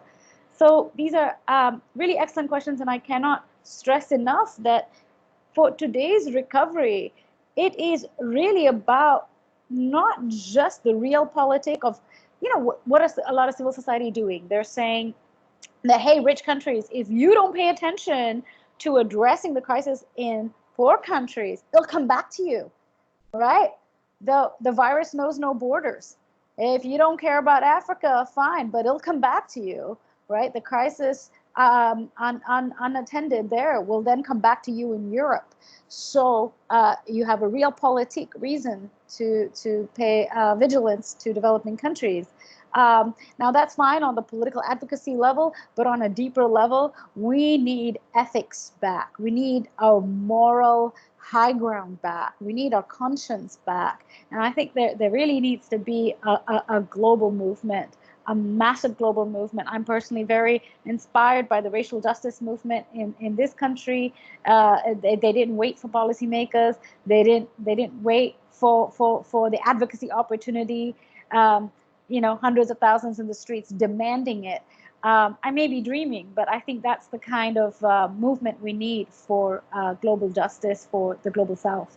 Thanks. Thank you so much, Bhumika. I'm really itching to add so much stuff to what you've already said, but time is short. I think we'll just take one last question before we conclude. And I think this is a question which has kind of permeated through several webinars thus far. Shyami made this point, and I'd like Shyami and to come in, and also Gainel to come in, because you are more closer to the actual realities in both national and international implementation.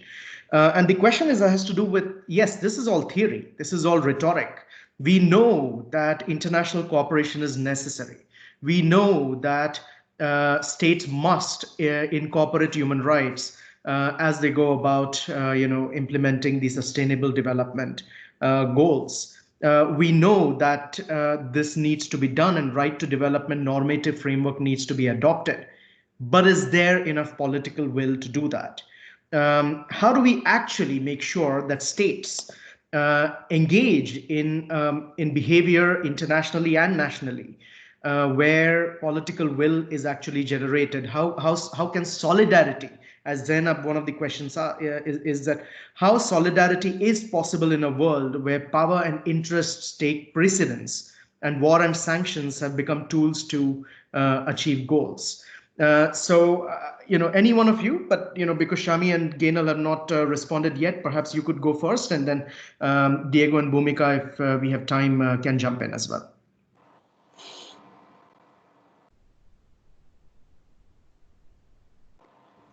Shami, do you want to go first? Your voice is muted, Shami, if you may. Yeah. There was also the related question. I think I see a relation also with the question on debt.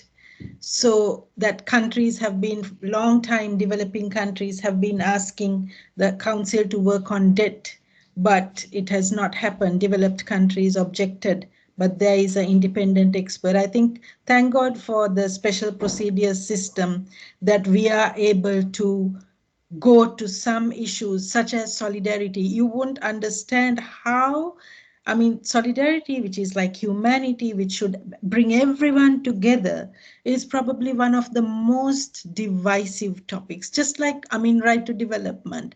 We know how controversial it has been, how divisive it has been. And somebody asked, how is this going to be a legally binding instrument? Well, you probably mentioned during the course that there is a process going on now to make a legally binding instrument. And we know that's not going to be easy as well, because there has been historically this lack of agreement, and which is actually why the right to development was born in the first place. It came out of these asymmetries, inequalities, injustices, I would say, in the global economic order, which exists to date. And with COVID and with the Black Lives Matter and with several other, with climate change, we see these things becoming exposed, exacerbated, exposed, like never before. Now, is there the political will? That's very hard. But I think that's where we all play a role. Coming back to my point that everybody has a role to play, that we have gone, I think, in the last few years or decades from governments to governance. So civil society, private sector, it's a very multi-stakeholder issue. And at the same time, with the same globalization, the role of the state has been undermined. And with COVID, we saw that we needed to bring back the role of the state, that states had to take this, public duties, public health, public education had to be done by the state. You can't just privatize everything. So globalization went on to neoliberalization, privatization, deregulation of everything. We're probably going to have to see some regulation come back.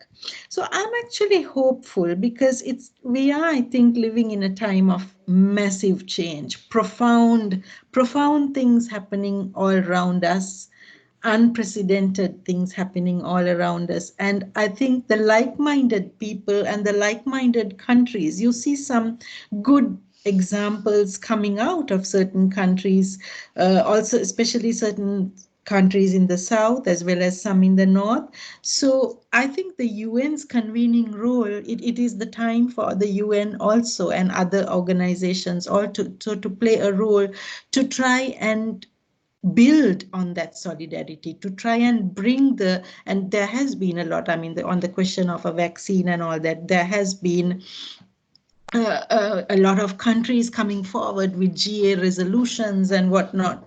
So it's highly divided society we are living in, and one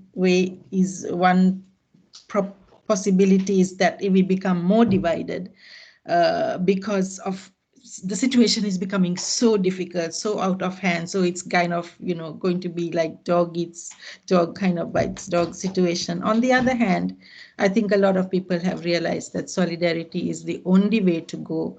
And if you bring some of these governments and civil society has a critical role to play in playing these bridging roles. And I'm sorry, I'll stop there and let Gaynell speak. Thank you. If I may, just to add to what Shannon said, and you really answered the question for me as well. And I think it's going to be largely around how we see societies coming together. The political will isn't always going to come on its own. I think the fact that we're encouraging a whole of society approach and how we respond is going to be very crucial. I think our role in the United Nations, Shami mentioned a convening role, but I think we have a significant role to play in terms of awareness, information sharing, also educating and capacity building on these issues, so that society and people within countries are well informed and the pressure can be brought to bear from within countries. I believe that the governments sometimes have to be encouraged to act, and we want them to take the leadership role, and many of them are doing just that, and perhaps this encourages them to take that role again and recognize that they have an important role to play to lead these types of processes. But I think it's going to be, it's going to require additional sort of push, if you will, from communities, from by the people sort of demanding as well, by strong civil society, by business communities also recognizing that they have a role to play, and just taking up that role and not just sitting back and waiting for governments to do it.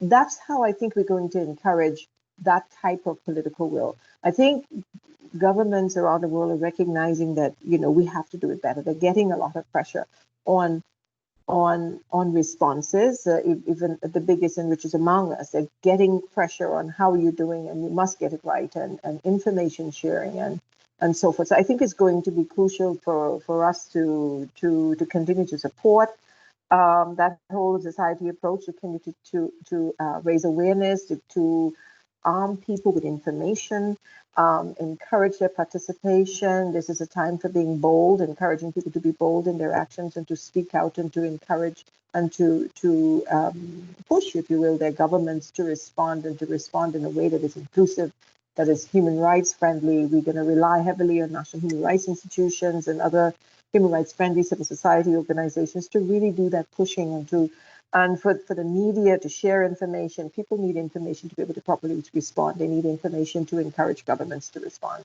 And so I think it's really going to be around that whole of society approach, that the participation, information sharing and awareness that will encourage governments to act and to move. I don't think that there are governments that there are many governments that are really saying, I don't want to do anything for my people. I think many governments don't know how, and are not quite clear on how to do it or what steps ought to be coming. When I get questions from colleagues in the field, they ask, how can we do this? So, governments also say often to the UN, you tell us what we need to do. So take the human rights-based approach. How do I do that in practical terms? How did I do that in my local communities? That kind of stuff.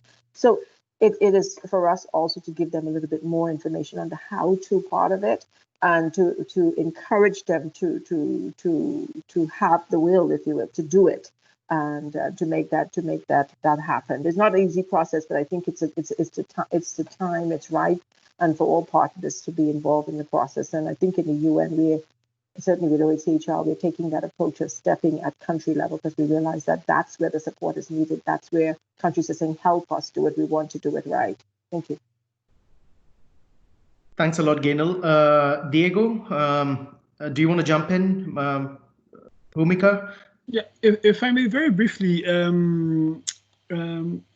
I think, and the things I was playing, the things I thought on the political will question, I think Shami and Gaynell were on the spot in many ways, and it reminded me of a recent research I did where I came across these papers from Una Hathaway and saying that ratification of treaties doesn't really help human rights, and there was like these very strange empirical findings that more ratification sometimes might mean worse human rights records or things like that. And then there was all this literature responding to that. So going back to the broader human rights discussion of instruments and implementation of human rights. And something Shami mentioned earlier, I think the possibility of, so studies have demonstrated that the fact that a new instrument arises, even if not binding one, or even if not binding on a country, it creates an opportunity of socialization of norms, and on the sense of what Gaynor was saying, of interactions and normalizing these standards, where countries, through dialogue and through interactions of diplomats, civil society, activists, and so on, improve human rights records. I think MIHIR is contributing to a very important effort, which is the possibility of us having a legally binding instrument on the right to development. And it's very clear that many countries, that especially developed countries, won't adhere to that instrument. But the standard set there has a huge opportunity to fostering political will for implementing some of the provisions of the Declaration of the Right to Development and to better clarify them. And so I think instruments and mechanisms in the UN processes and the regional human rights processes, they can help us advance that will. I believe in institutionality. I don't think all solutions will be done there. But a new instrument on the right to development certainly, in my opinion, would have a strong impact as well. At least that's what we hope. Over. Thanks. Bhumika, one word from you before I conclude. Oh, I don't have anything really to add, except that I also encourage I encourage all of you to look into the proposals currently out there on a global Green New Deal, which tries to bring together human rights, equitable global development policies, as well as a path forward to addressing climate change. So I think this is the opportune time to bring together all the different dimensions, rather than fall into the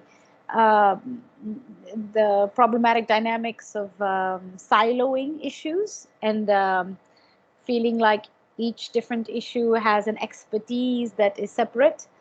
To bring it all together in a holistic frame. This is the moment. I feel that's the only sort of raison d'etre of these massive crises. It's the only silver lining to provide the precipice to jump off into an evolved future. Thanks a lot, Bhumika. Several years ago, I wrote an article and I began with a rather bombastic statement expressing my frustration about how the current world order appears to be set in stone, with the interests of the powerful countries being, perpetuated, because they eventually, ultimately they're the ones who set up the system.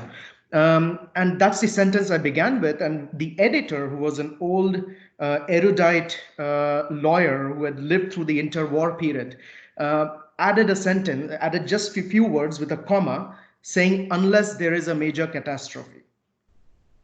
And I think the COVID-19 situation really has exposed a lot of these fault lines that we have both internally within countries and at the international level, like never before. And I think there is a lot of realization among civil society, amongst academics, policymakers, that business as usual led to this, and business as usual is not going to get us out of this situation. Something needs to change. and reforms have to happen at different levels of governance, whether it's internally or externally or both. And I think every catastrophe such as this does bring up an opportunity to really address the lack of political will that we have all been trying to find the golden solution to. I'm personally convinced that things will change. They have to change, whether it's at the World Health Organization, whether it's the United Nations, whether it's climate change, whether it's debt servicing. Things are going to change and have to change. And I think unless we use the COVID-19 situation as the stepping stone for making those changes, it will continue to be business as usual. And to conclude, I think this is where the right to development absolutely comes in.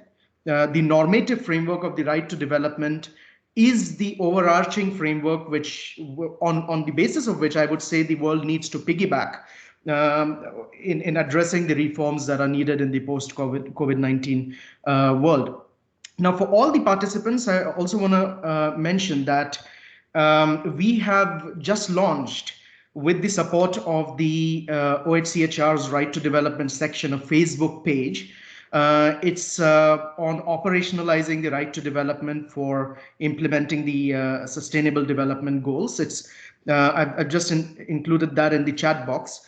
If you could just, we'd like all of you to join that as part of a growing network of practitioners for sharing experiences at different levels, whether it's academic, whether it's policy, whether it's at the grassroots levels in civil society, on both the bad practices and good practices for operationalizing the right to development. Shami mentioned that we'd like to hear from you on what kinds of projects and what kinds of mechanisms you could think of where right to development can actually be mainstreamed and implemented on the ground in realizing sustainable development. So we'd like to hear from you. Please go to that Facebook page. Please like the page, because that would then allow you to follow the discussions. It's the best open source platform that we could think of. We actually did try to have it on the current course site platform, but that was too closed and people did not. Participants responded saying that we would like a platform which flows with a daily live stream rather than something that we have to go into using a username and password, and hence that Facebook platform. There are ways of actually making good use of Facebook, and I highly suggest that this is one of those very good ways. So we would like you all to join us in this growing network. Please support the not just the declaration, but also the legally binding instrument and the process. Later this week, I will, on the Facebook page, there are a variety of resources on a variety of different topics, some of which we have covered in this module, some not. But I will also very, soon, sometime later this week, upload a new paper on the value added of a legally binding instrument on the right to development. We'd, of course, like all of you to support that process and be part of a growing movement. Thank you all for joining us. Thank you to all the speakers for for lending your time in your what undoubtedly is busy times with the COVID-19 situation. Thanks to all the participants for staying back and for your active engagement in this course. My team will, of course, be in touch with you for the follow-up. Please remember that there is a final quiz that you all need to solve in order to successfully complete the module and receive the certificates. So thank you once again to everyone for this, and see you all on the Facebook page.